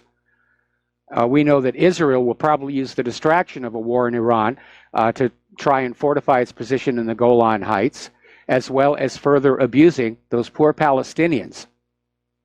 In fact, there's even talk now of a renewed Israeli invasion of Lebanon, aided by Saudi Arabia, which wants to project its power from inside Yemen up into Lebanon. So the whole region is basically falling into a war.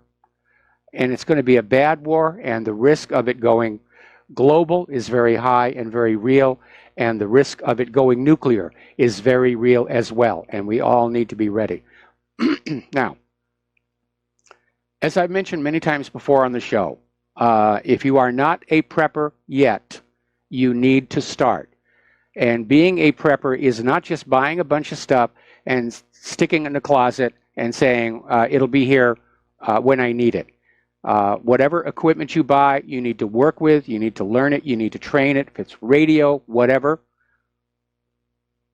You might want to look at going online for what are called potassium iodate pills, which are pills designed to limit the amount of radioactive contamination that you take in through your thyroid. When Chernobyl blew, or when Fukushima blew, that was the medication the governments were handing to all the people. It's called potassium iodate. Storable foods, storable water. If you can get them, extra vials of your prescription medications. And just think about an escape plan. You need to evaluate where you live. Are you close to a military base? Are you close to a strategic target? Obviously, we are. I look out over Pearl Harbor here. And if you're way out in the boonies and the rural area, then you don't have to worry about explosions, but you might have to worry about radioactive contamination. That's why it's also good to have a nice water filter that will basically clean out all the particulates. Anyway, we're going to take a phone call. Jeff in Georgia, aloha, welcome to the show. What's on your mind? Michael, you got the greatest show going. I appreciate the opportunity to talk to you. Thank you. You know, yesterday I probably took a beating. I know Steve called in and said I had some wacky ideas about America-centric and, re-indigenizing the country. But I want to ask you something. You know, I'm on board with everybody that the Jewish banking cartel and their WASP puppets are dangerously close to causing World War III. I want to, you know, I firmly believe, because I've read the Jim Garrison book, I've studied the Kennedy thing, that the Jews were central in the assassination. They were in the shadows. Okay, but they were one of the players. They were one of the players. They were angered over John F. Kennedy's refusal to allow Israel to obtain nuclear weapons. Yes, sir. But they played the central role in the cover-up with CBS, ABC, NBC, and with their diversionist JFK researchers. Look at all the Jews that basically diverted away from their role in it. But what I wanted to ask you is that in August of 2014, to show the power of the Jewish press, which I think CNN, Fox News, all of them are under that.